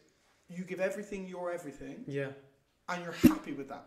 Yeah. The moment you stop doing that, don't expect the results. Yeah. I think it's important, not a Jekyll and Hyde situation, but it's like when you're working, like I always believe there should be like a work and home. Yeah. Like what you just said, if you're going to be a Michael Jordan, I've read Timothy S. Grover's book, The Relentless, which I know loads of people have. And I find that absolutely fucking fascinating. Yeah. Now I know he was competitive. He loved his golf. So after the basketball things, like you come up to my level or no level at all. Yeah. And he did the same on the golf course. Yeah. But when he's away from that, he knew how to take that downtime. He knew how to separate things. And I was like, that's what we struggle to do. I mean, the amount of times I've worked, fucking hell. I mean, I'd worked like from 7 in the morning till 10 at night for like 3 years. I was doing that almost every day. Just bang, bang, bang, bang, bang. And then you never. My mum once said to me, remember when you get home, leave your luggage at the front of the drive and you walk into the house and there's no luggage anymore. I was like, okay. And again, is that set like the same thing? It was only until last week that actually like the penny actually dropped. And I was like, I was listening to Shannon Lee, Bruce Lee's daughter. Yeah. And it's basically kind of running over Bruce Lee's like way of living and how he was. And she said, enjoy the journey, travel light. And it just took me back to what my mum said, and I was like, now I fucking get it. Yeah. Now I get it. I'm like, fuck me, it's only taken me like 25 years to get it. Yeah. But it's because we don't pay attention. Yeah. Well, most of our issues are things that have either happened already and we can't change. Yeah. Or things that are never going to happen. Yeah. That's like psychology. Once you start reading and understanding a bit of psychology, you understand that most of your worries or fears are things that have either happened and you can't change or are never going to happen to you. You stop living your life because you're in these moments that are either past or never going to happen. Like, it's insane. Fear's a good one. I would love to speak to like a mass group of people and just run through fear, because fear is one of the most beautiful things you could have in your life, for me. Yeah. And people sometimes when they say that, they think you're just a fucking weirdo. And it's like, no, just break it down a minute, because it's basically like is it the way I perceive it and the way I've sort of when I be coach is false evidence appearing real. Yeah, exactly. And I strongly believe that. And the thing is as well is you can change fear within a split second. You can change it within no time at all. And then once you kind of approach that fear, whatever it is, it might be me. Instead of fucking Facebooking and liking someone, is pick up the fucking phone. Yeah. And it's like once I picked up the phone, I said the first word, more often than not, you don't actually freeze. So like it free flows and it goes on. People need to accept whatever is fear of heights, fear of flying, fear of sexual encounters, whatever it is, I don't care what it is fear can be operating the same way. And more often than not, it's physiology. Yeah, I mean, so I did a talk on fear. It's on YouTube. I'll send you a link. I don't know if it's public. I'll send you a link. You can watch it. You might think it's bullshit. It'd be good to have your feedback. And one of the first things I point out to people is understanding the difference between fear and being scared. Yeah. They're not the same thing. So if I'm leaning back on my chair and someone tilts it back and I want to put my hands out, for a split second I was scared. I was scared I was going to fall from my chair. Oh, I got a rush and this adrenaline went through me and I was scared. Fear is every time you sit on a chair thinking you're going to fall back off it. Yeah. What happened to you in that instance was not fear. It was being scared of something, and it was a response. Yeah. That was an instant response. Fear is regenerating that thought every single time you do the same process. Yeah. So let's say mine was aimed primarily at paragliding pilots and people having accidents paragliding. But there's a couple of people listened, one that had a car accident and spoke to me about fear of getting back in the car. And it's like I was saying, I relate it to this. Think of fear as a bear that lives in your house. And every time you go out your bedroom, you go to walk out your bedroom, the bear's there, you run away and you shut the door. Mm-hmm. Every single time. So you're like, oh fuck now, man, what am I going to do? So right, I know what I'm going to do. Next time I open the door, I'm going to chuck a bit of meat down and I can run past the bear. Boom. So next time you open your door, you chuck a bit of meat down and you run past the bear. So what you're doing is you're feeding the bear. So all the time you feed the bear, it's going to keep coming food. Yeah. The days when you stop it, when you ignore the bear, you walk straight past it. Oh, listen, don't fucking do this to an actual bear. Okay, I just want to make this clear. Don't do this to the bear. When you stop feeding the bear, eventually it's going to say, fuck this, I'm not hanging around here no more. Yeah. It's not feeding me. Well, bear's the fear. Yeah. So all the time you're feeding the fear, it's going to stay there. If every single time I get on a motorbike, or every single time I go paragliding, I'm so worried about falling off or the paraglider collapsing. If I spend all my time fearing those things happening, I'm feeding them. Yeah. Every time I get on them, I'm going to think about what could... Yeah. If I stop that and I say, when it happens, I'll respond to it. And I prepare myself as best I can. In paragliding, we can do it's called SIV. We can simulate it happening. We can prepare ourselves. Yeah. And we can fly more, which obviously, with motorbike riding, we can ride and we can understand, look, cars might pull on us. There's a turning coming up. Don't do a wheelie past this. The more you just do that and respond to the instances when they happen, you're not feeding the fear. And I think people don't understand the difference between fear and being scared. Yeah. Being scared is the instant response to something negative that happens. Fear is you recreating that over and over in your mind. And this, I kind of gone on a few times about marketing and stuff and social media and everything around us. I find like getting on with your situation, what you just said here is, as a parent, there's one example where I've got no fear of heights. I've done an accelerated free fall. Mm-hmm. I would say I don't really fear many things at all. I mean, if you said, Ryan, get into a shark's cage, I'd probably happily do it. I would probably shit a few rabbit droppings out in advance, but I would end up doing it, you know what I mean?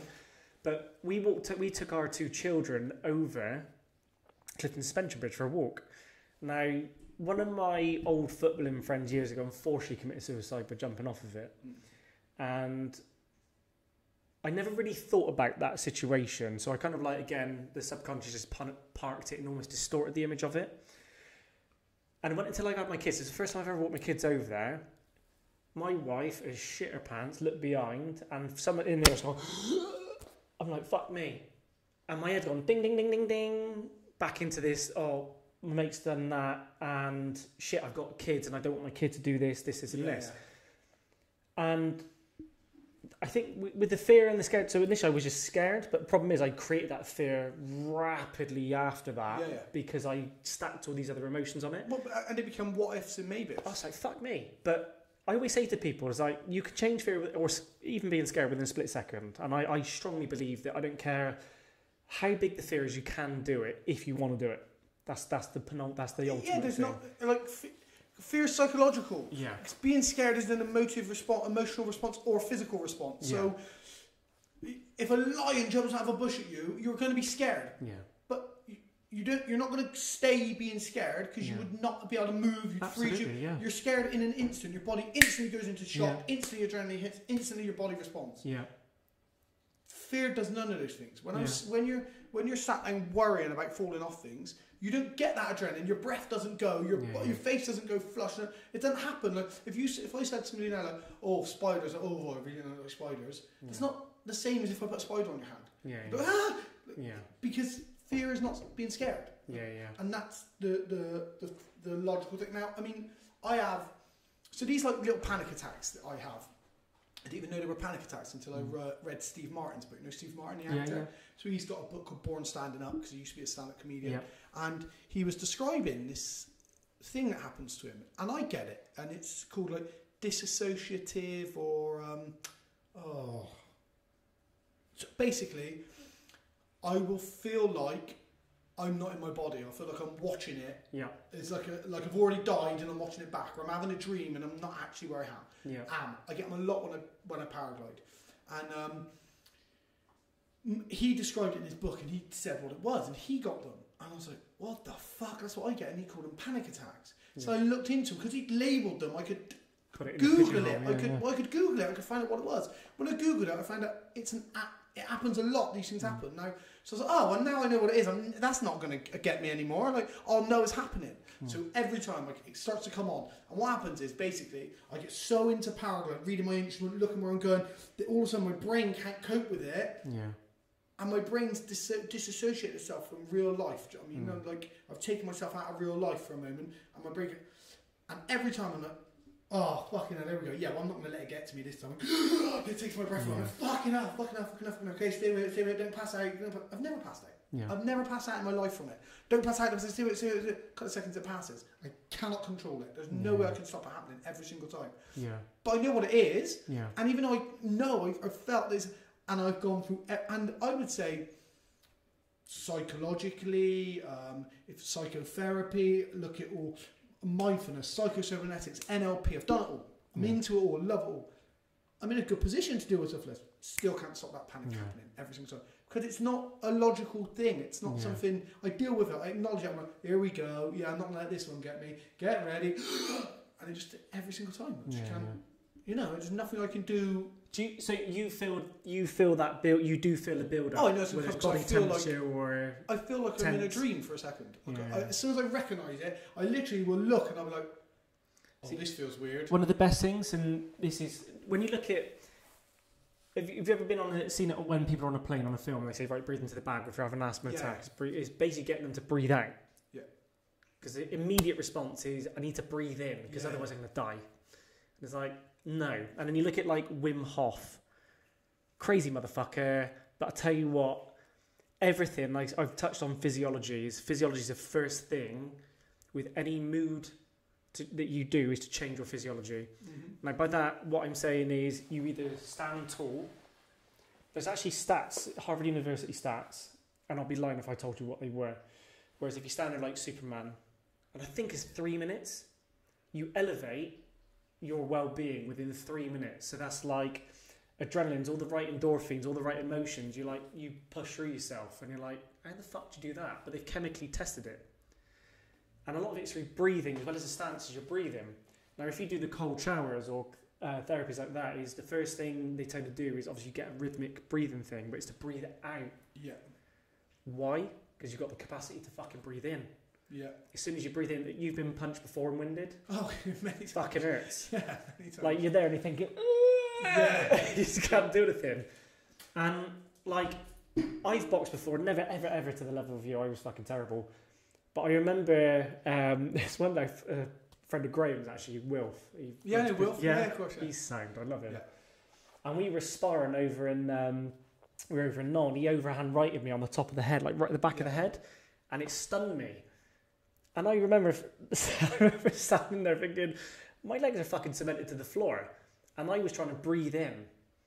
And I thought, fuck me, if I knew now what I knew then, what I knew now, is like, right, just breathe out a minute. Just breathe out and just bring that physiology back in. Because as soon as you do that, if I go into a cold shower, so I do cold showers every morning. Yeah, me too. Well, I don't do them in the morning. I do them every day after training. Right, so my resting heart rate now is 83, which is too high. I mean, I'm 37 years of age.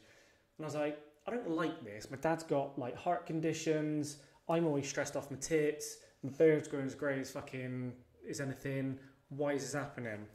And I come onto this like cold therapy and stuff. And I was doing the Tony Robbins. I did a 3-day Unleash the Power Within thing. Tony Robbins in here. And it's like 12 in the afternoon till 1, 2, 3 o'clock in the morning. And it's all about physiology. Oh, fucking hell, this is boring. But I thought, right, keep at it. And then, again, it's that penny drop, lightning tip to the bollocks type of thing. Lightning shot to the bollocks. And it was a breathe out. And I cannot emphasise enough to people how powerful it is. Now, if I sit there like that, and if you just slouch your arms down now and you try and take a big deep breath in, you're going to struggle to do it. Yeah. If I bring that back, I'm already like allowing myself, already I feel different. It's like, shoulders back, I feel like king of the world. So I thought, right, let's just take that basic thing first. So let's take one step. Let's not manufacture 5, 6, 7 things at the same time. So you usually fuck them up.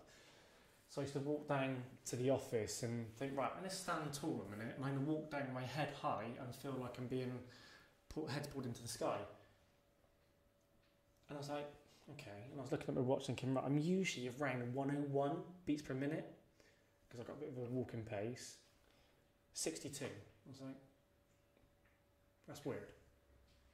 Why is that happening? So I thought, well, let's monitor over a week. So I monitored over a week, still 62. I was like, this is feeling pretty good. Then I brought in the cold therapy, but I was doing the breathing thing first, the long out breath. So really extended out breath and not going and chucking loads of energy, chucking loads of stuff in really quick, but just like I was then doing it through my nose. I've got a broken nose and I can only breathe through the nostril. I thought, right, pace the in-breath. I was down to 48 beats per minute. Yeah, man. That's within the space of 10 days. Just by going, right, one thing first, let's get that feeling of, yeah, do you know what, I feel good. And then, even on days where, like my two, they're 7 and 9, they would stress the living shit at me in the morning, where they're like hyper or not listening, just doing the things that kids do. And even then I was like, this ain't affecting me. It's not to say that happens every day. Yeah.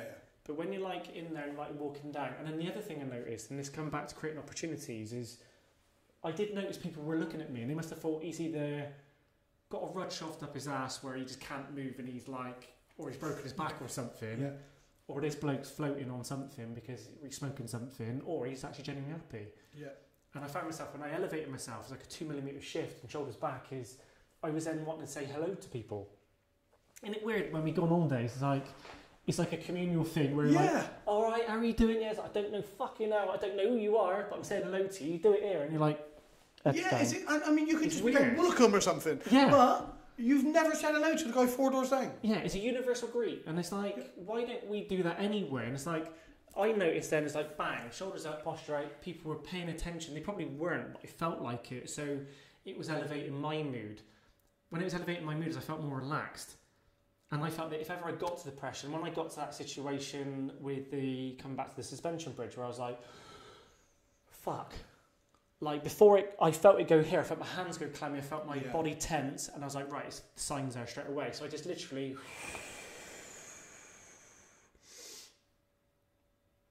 I said to my wife, it's all fine. Yeah. But I could like pick that straight away. Reset. Yeah.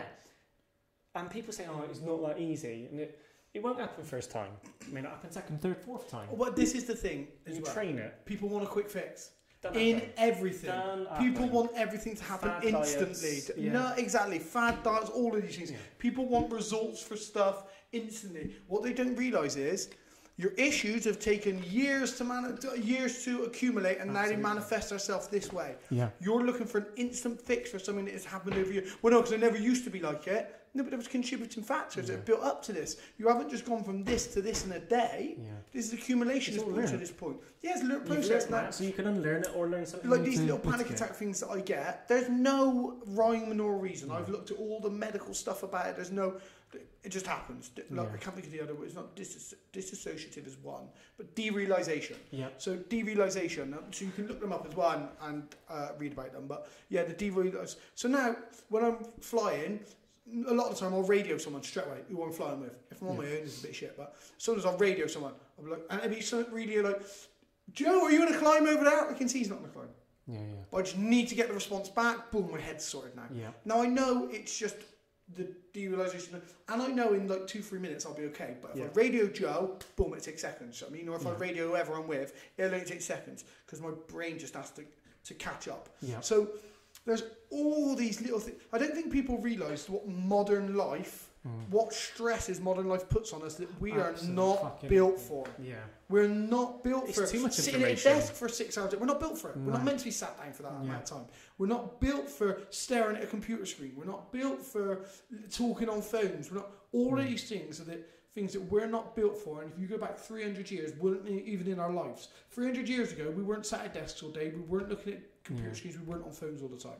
300 years in the form of evolution is like, it would be like, in the terms of evolution, it would literally be like having a shave on a Monday and having a 5 o'clock shadow. That's like Monday morning you shave at 9 o'clock, having 5 o'clock shadow is basically the length of time, the 300 years. It's nothing. It's no. Our body's not.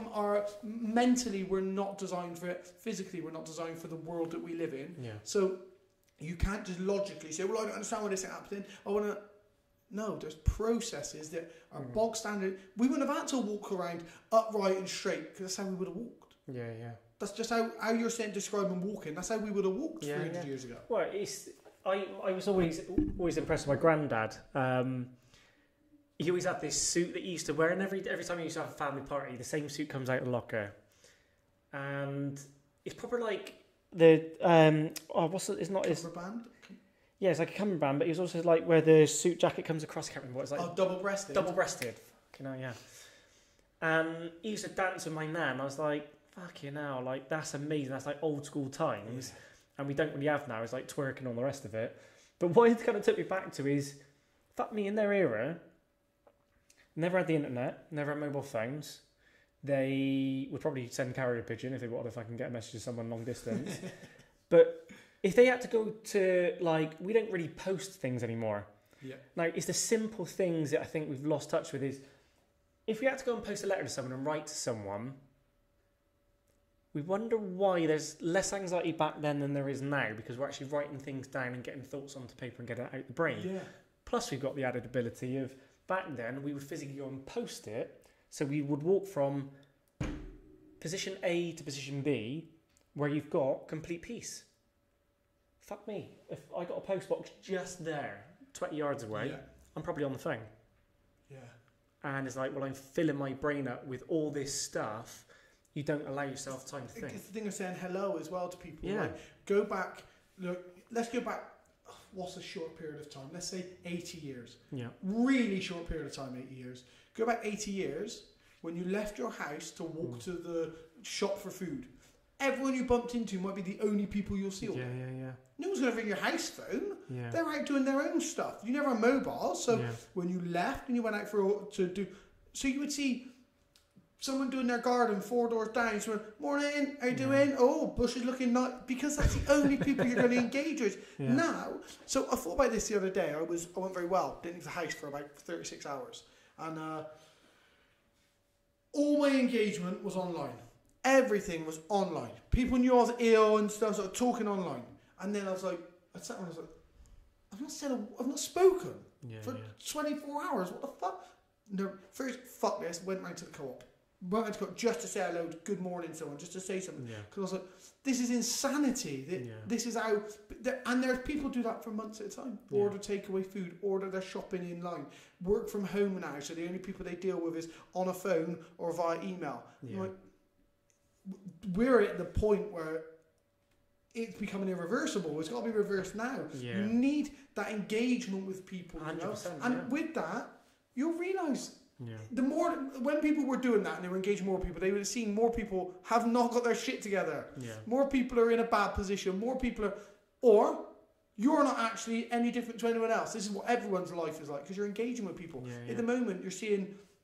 I'm not going to go on Instagram and post a picture of how fucking shit my day is. And A, because no one wants to see it. And B, I don't want you to know. You don't need to know. So I'm going to post about how nice it's my latest one, how nice my new moss terrarium is that I made today. And it is fucking nice. So I'm going to post that, right? So then you're going to say, oh, that's a nice moss terrarium. Oh, fuck me, I wish I could get a moss terrarium. It's not like... It's irrelevant. Do you know what I mean? If I didn't have Instagram and there was none of that, you'd have seen me walk past. I bought a moss terrarium, and we'd have spoke about it. We'd have engaged. That's lost. I think it's more important. I think we lose the connection with, like, that is more of a connection than having someone like someone 1,000 times where it doesn't mean anything. Yeah, it's an unusual time, and I think with all this like artificial intelligence, I was reading something the other day where, funny enough, on Instagram, where it came up on the newsfeed on BBC saying a robot is fed back to someone that they have emotional feelings. Yeah, Google. Fuck. Yeah. Fuck me. I can remember years ago reading a book. I never used to read when I was a kid. I couldn't really stand it. Judge Dredd. Yeah. With Sylvester Stallone. Yeah. And I always remember at that stage thinking, this is going to happen one day. Yeah. It's going to be like hover cars and all the rest of it. And it's like, and the world's going to be run by robots. And it's like... And they're going to blame the robots. So it's like the man's more intelligent than the robot, and that's why they've created the robot. And they're creating this like centralized system of everyone's watched.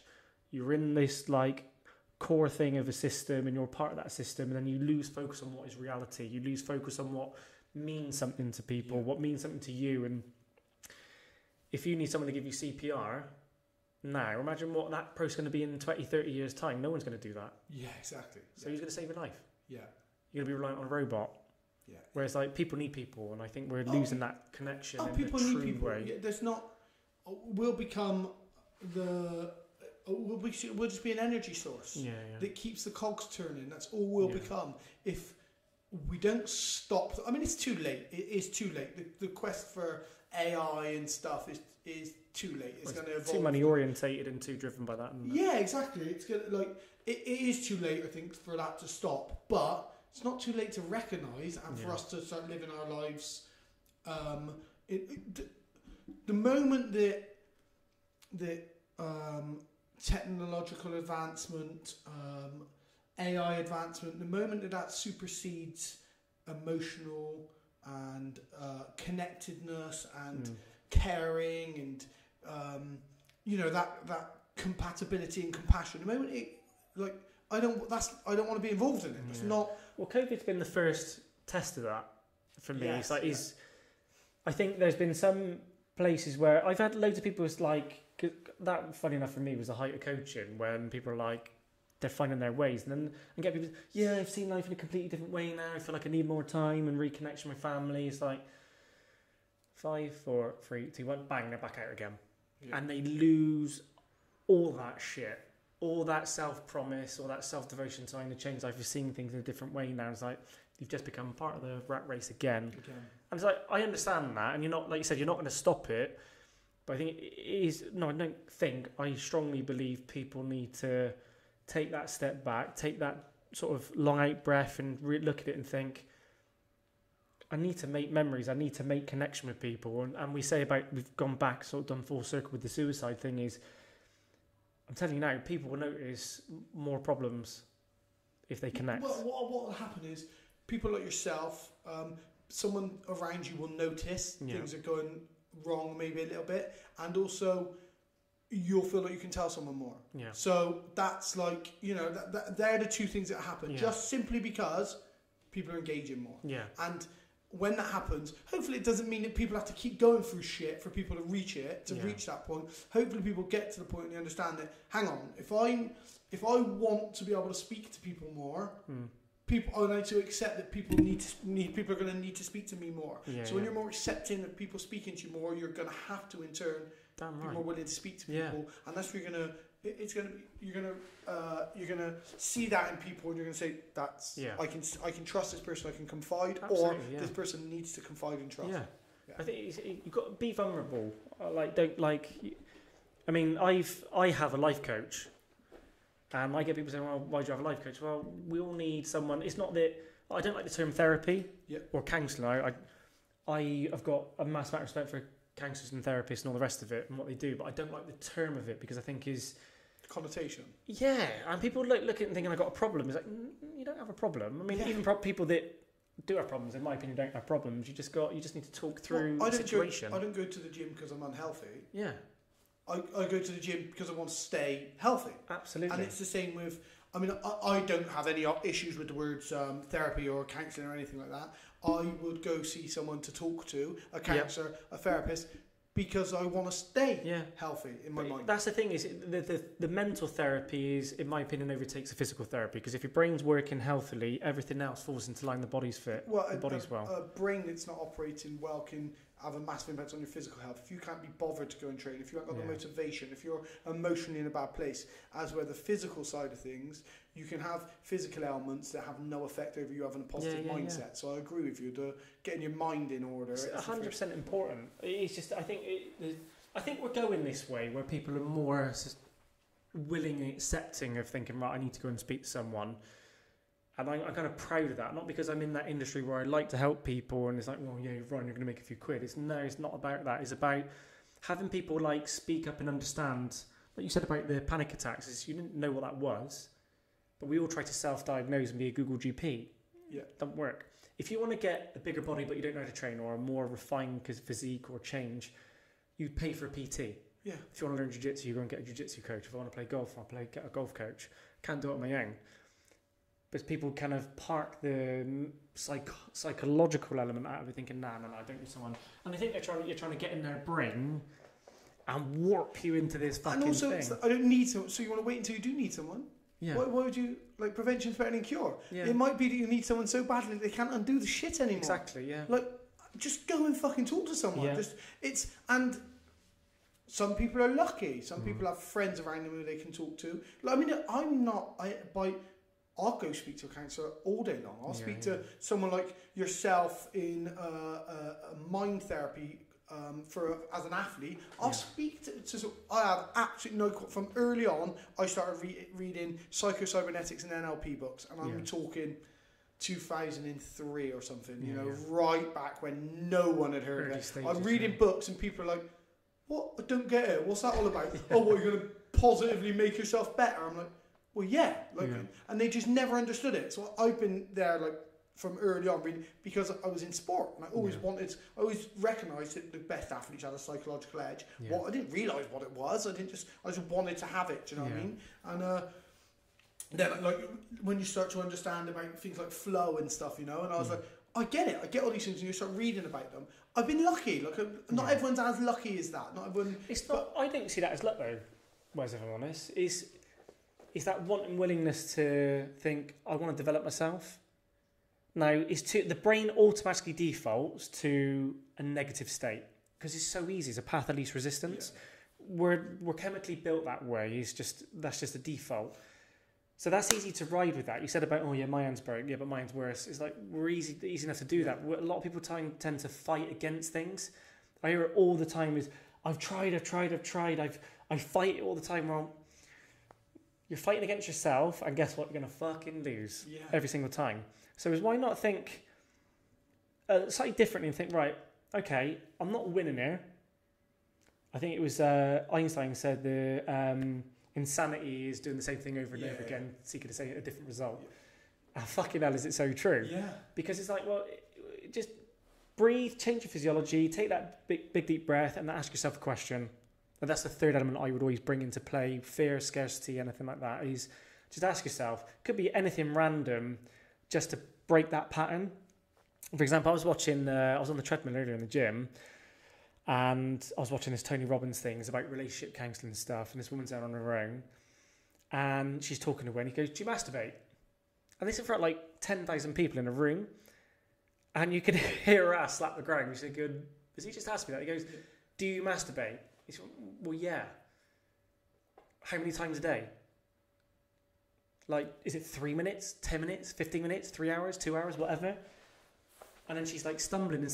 But what it basically did is it got her brain to shift from the current state into another state. Yeah. And we're happy, usually more often than not, because the brain defaults into the negative, we're happy to stay in that because that's comfortable. And we don't like sort of changing out of it.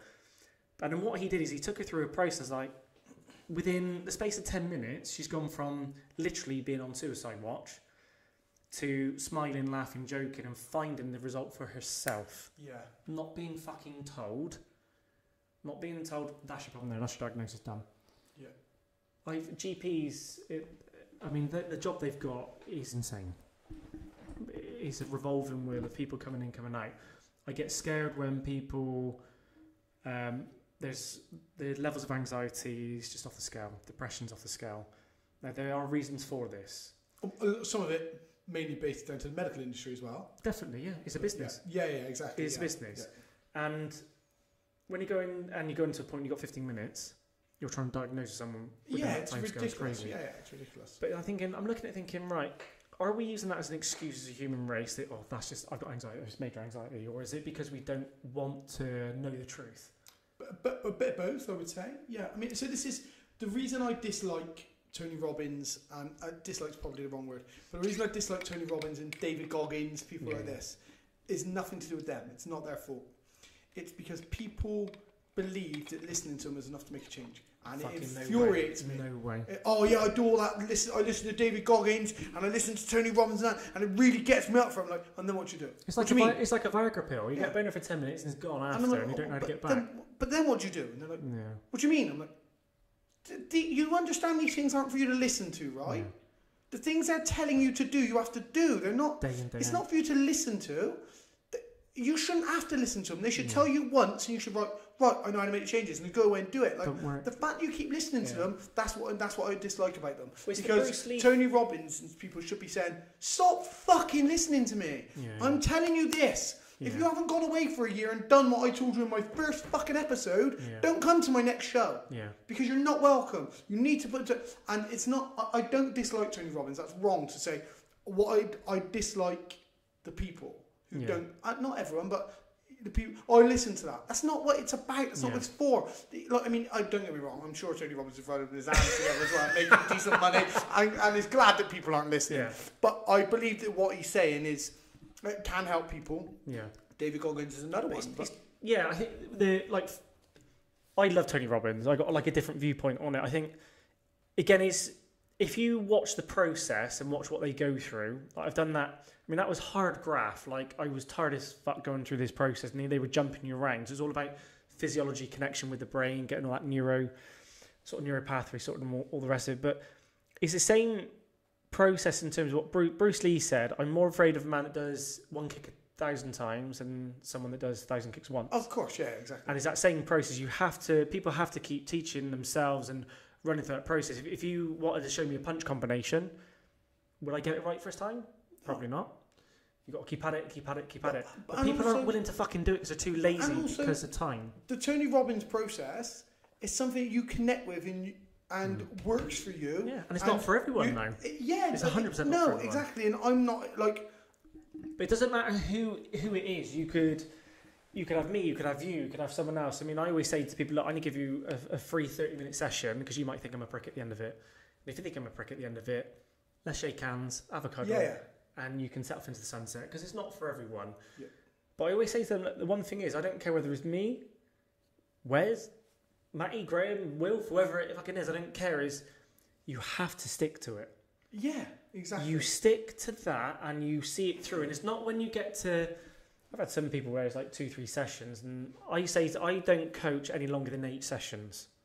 That's my thing. Yeah. It's like anyone this line, I've said it 1,000 times, that I'm going to give you the fishing rod, the reel, the bait, you put it all together and you fucking cast that line out and you do it yourself. Because if I give you the fish, you're going to walk away thinking, yeah, man, this is fucking amazing. It's like, I go and then get an ego trip thinking, mint, but then deep down I know that it's going to go wrong in a minute. Yeah, you've given 1 minute. And I get blamed. Yeah, exactly. But you have to constantly repeat the process to get it innate. And even when you're at the highest of highs, there's a question that I get people to ask themselves, which is how bad do you want it? Like, that's when you create leverage. You say to yourself, right, I know how this feels now, and we always need good and bad in life. Of course. Because when you're good, you know how bad feels, and you don't really want to go back down when bad feels good. You can have that encouragement to go on to the good. And we have to kind of tap into those emotions and not switch off from them and be part of a system. It's got to be, let's just reconnect as an individual. And then it's funny what that stems on to, like we say about walking down the street and saying hello to people. It's simple things like that, and then you get energy off the back of that. Yeah. And like manifestation is like, we're manifesting things in the sense that we're adding little droplets of other things which are making us feel better, and then before you know it, you're like stood really fucking proud and tall, and you run on cloud 9 and something bashes you. You're never always going to stand tall for those shit times. Yeah. But the fact of the matter is if you've connected and you've repeated those same processes, even when you get to that low point, which you fucking will, you will 100% find a way out faster. You won't be the crab scuttling up that bucket. You're never going to be cured as a process, right? I mean, this is... How boring would it be if you were completely sound? Fuck, I'd hate to be sore. I always want challenge and something different. I mean, I'd hate it. But the thing with the Tony Robbins and the David Goggins and whoever else, Ben Shapiro, whoever it is you follow and you get any sort of motivation from, it's like a diet. Yeah. If it works for you and you're losing weight, do that diet. Can I give you a better one? Probably, maybe, yeah. Does your diet make you lose weight? Yeah. What did you want to do? Lose weight. Boom. Are you nutritionally healthy? Yeah, very healthy. Right. Are you functioning how you want to? Yes. Then I'm going to do the same for you. Like, it's just going to be a different diet. And it's the same with, if the Tony Robbins gets you there, or reading books, or whatever it is, if it gets you where it wants to be, it was the right thing for you. It's not... It's got to fit in, though. Do you know what I mean? Like, what I mean by that is, it's not like if I've done it before. I did 8 weeks of ketosis. Yeah. I left my front door keys in the front door of my house, driven into Bath, and the door's open. I've got out the car, I've pissed myself, My brain's completely gone. I'm thinking, I can't do that anymore. And it's all about using things and thinking, right, how do I put this within my life so it's sustainable? Well, it's got to work for you. Other people, I know people who have done keto, they love it. I consider myself low carb. Now, people say, like, I had a Snickers on the way over. Oh, I thought you were low carb. I am, but today I'm not. I might be for the next 10 days. I might do 2 days low carb. I might have 3 pizzas in a week. Like, I'm not cutting weight. When I'm cutting weight for a fight, I'm fucking low carb permanently. Do you know what I mean? But I'm not doing that anymore. I'm not like I'm considering myself low carb. I'm not on a set diet. However, if the keto diet works for you and you are healthy and you are functioning properly, do it. Like for me, Reiki. Now, for me, I'm like, I've never had it, but I'm like, I need someone touching me. It's not going to do anything for me. That's me. But I understand that. Was it Vicky? Did you say Vicky? Vicky. Yeah. So Vicky, she's in that moment felt some sort of energy, and I strongly believe in that. I felt an energy from you and picked up on something from you, which was a catalyst for you to open up about something, right? And something that you need to open up. Reiki was worth, even if it never solved anything wrong with you physically, what it's just done is worth worth 10 times more than going to a physio who's going to massage you. 10 times more. Now, chiropractic, lots of people slag off. Joe Rogan berates chiropractic all the time. I see a chiropractor twice a week. The only people who sort of my neck ever is chiropractors. I think they're brilliant. Okay, it was invented because there was a mentalist who stabbed his dad to death and then went around the world saying he could stop people pissing the bed. I get it. But that's not where we are now. There's the neurological research into it, and it's helped me.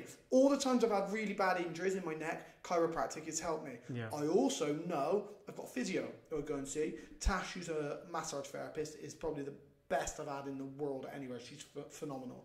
And I go there, and James also, who I first started seeing, he's like, mate, do you want some needles? I was like, I'll be honest with you, I'll let you do needles on me, but I'm going to say no in future because I know my body and massage always works better. I need...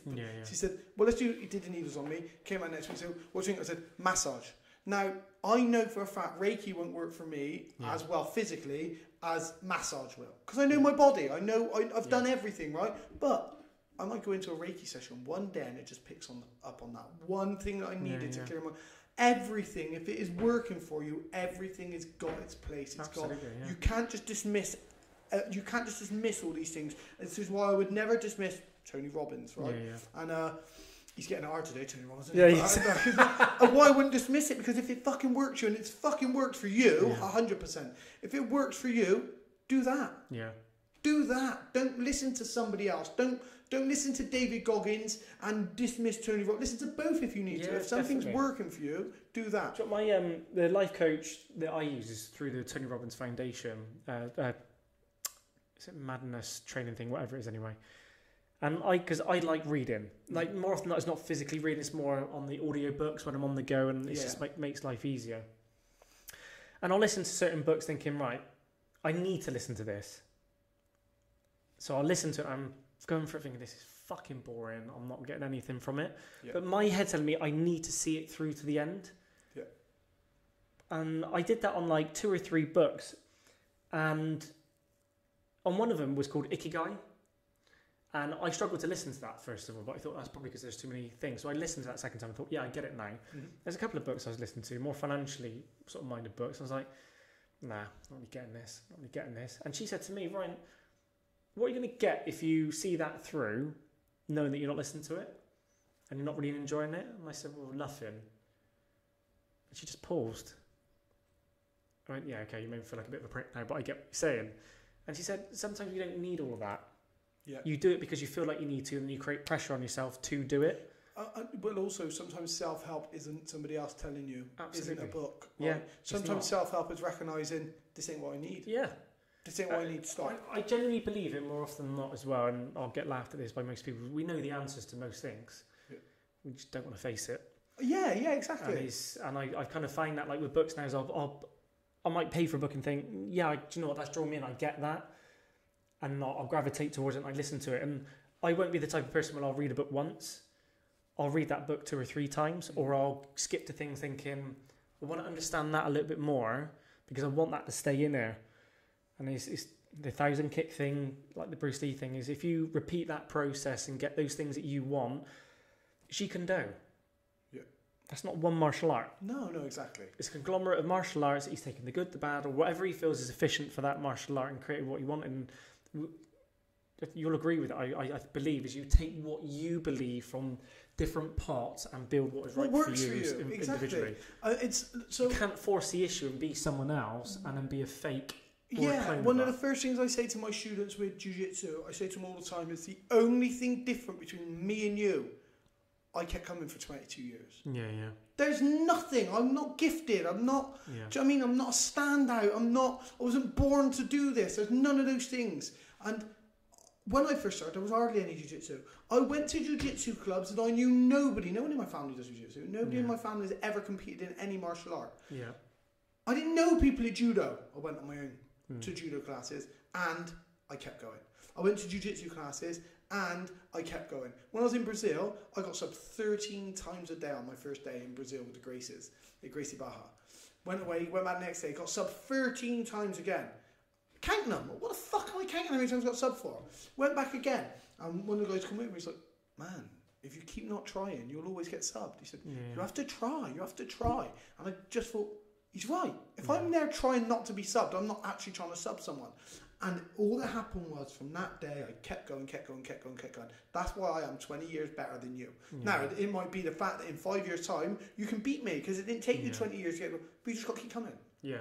That is all it is. You've got to keep coming. It's the same with everything. Everything you do, all these, anything with mental, just you've got to keep at it. You've got to keep going, keep working, keep going through it. Yeah. But we have been 2.5 hours we're in, so I think we'll just touch quickly on your company. Yeah.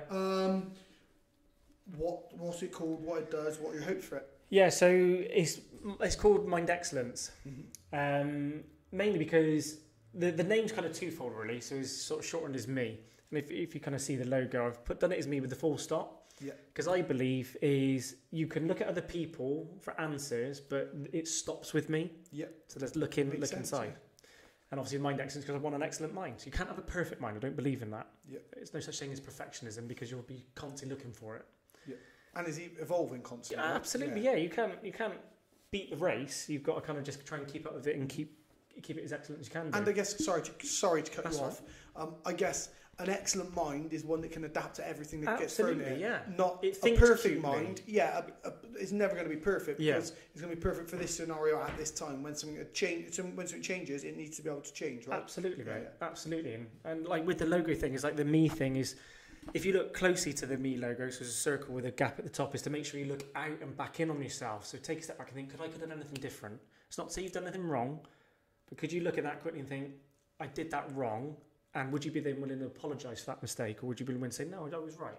Yeah. So on the logo, if it was a completed circle, it would imply that it's you're just in a close, right? Yeah. And you're not willing to look in. And then when you get closer to it, the actual blue circle around it has got fibres, so it's not a stone cold colour. Okay. Because we're all built differently, and the fibres of life are different, and sometimes you find different weaves and ways through things, but you'll always find a way.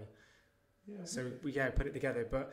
Like I said, it's neurolinguistic programming, cognitive behavioural therapy, and just kind of university of life that is kind of like builds all that process. I mean, my process is quite wacky. It's going to stump a few people and think, why the fuck's he asking that? But the whole point is to try to pattern change, break states and put them into different states, make them think differently. And it's not to tell you, right, that's a diagnosis. We're not here to diagnose. That's not the way it works. Is you'll find the answers. I believe everyone's got the answers to what they need. To answer their questions, they just need to find it. But predominantly, because my background is football and then sort of a bit of boxing, that's who I kind of work with. So I work with some young professional footballers. I had an absolutely phenomenal experience with Chantel Cameron, who fought Mary McGee for the world titles and the Ring magazine. Mm-hmm.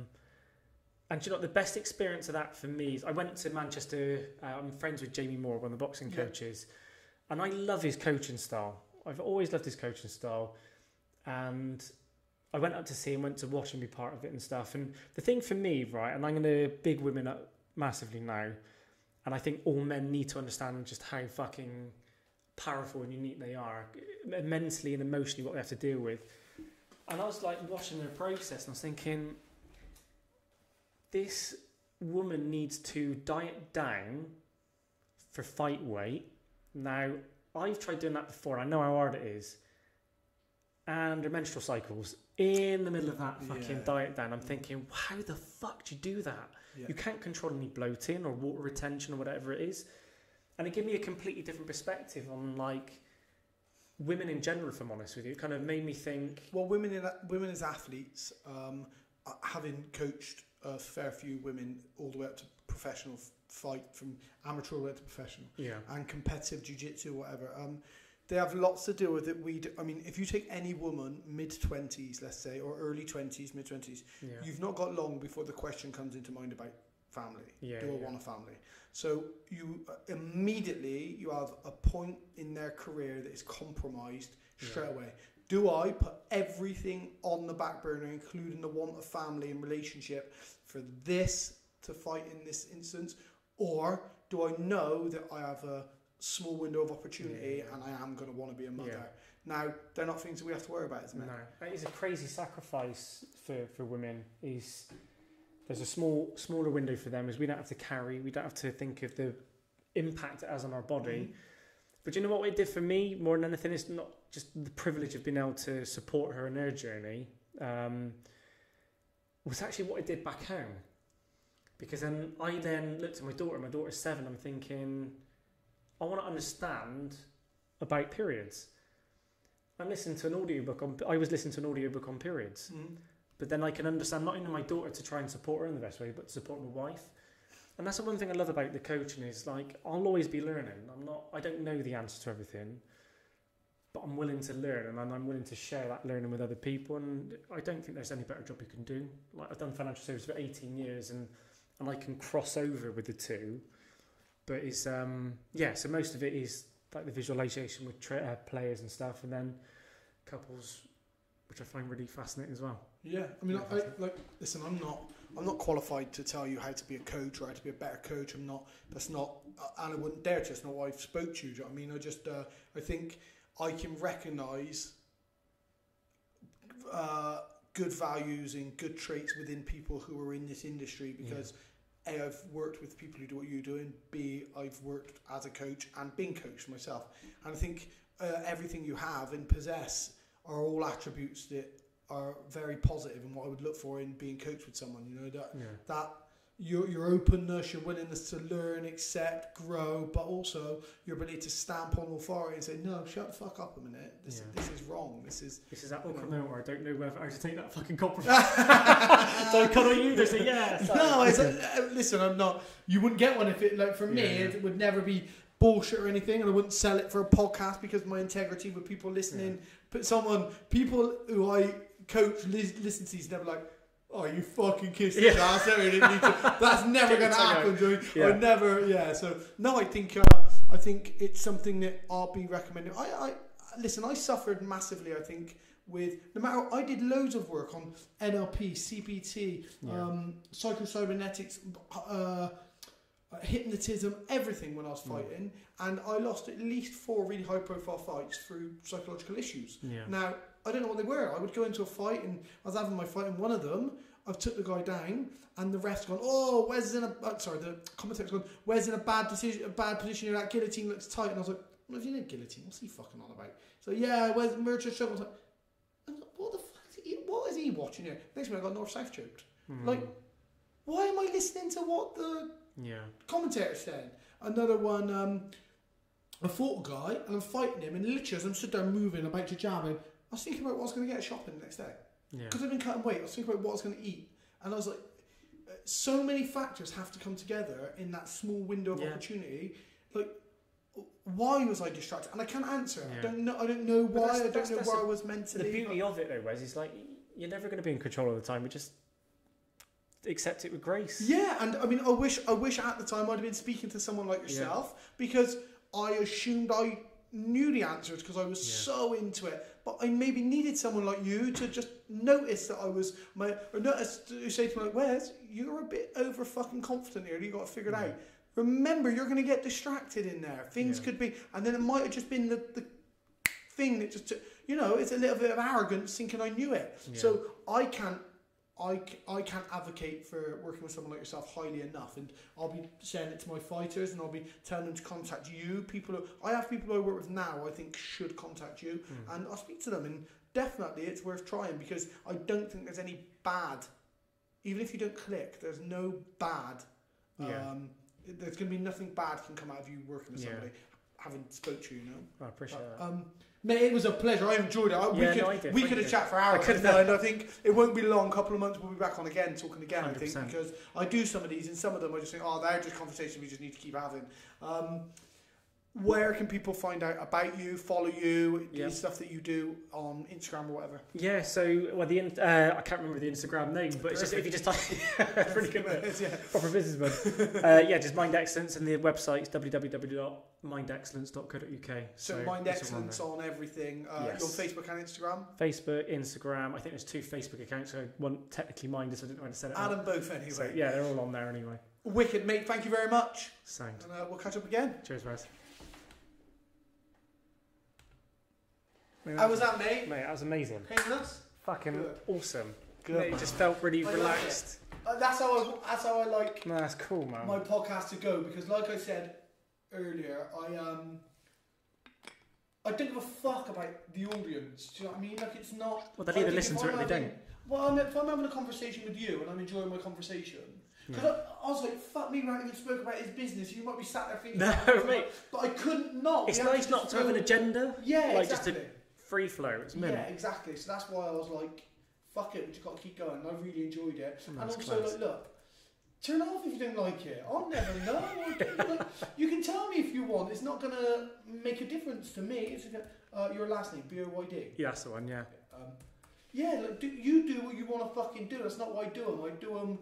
If I enjoyed the talk, that's all I care about. Yeah. I loved what we just done. I know for a fact some people are going to listen to it all the way through and say it was amazing. Yeah. Some might turn off. To me, I don't really care. It's just nice to be able to talk. No, that's cool.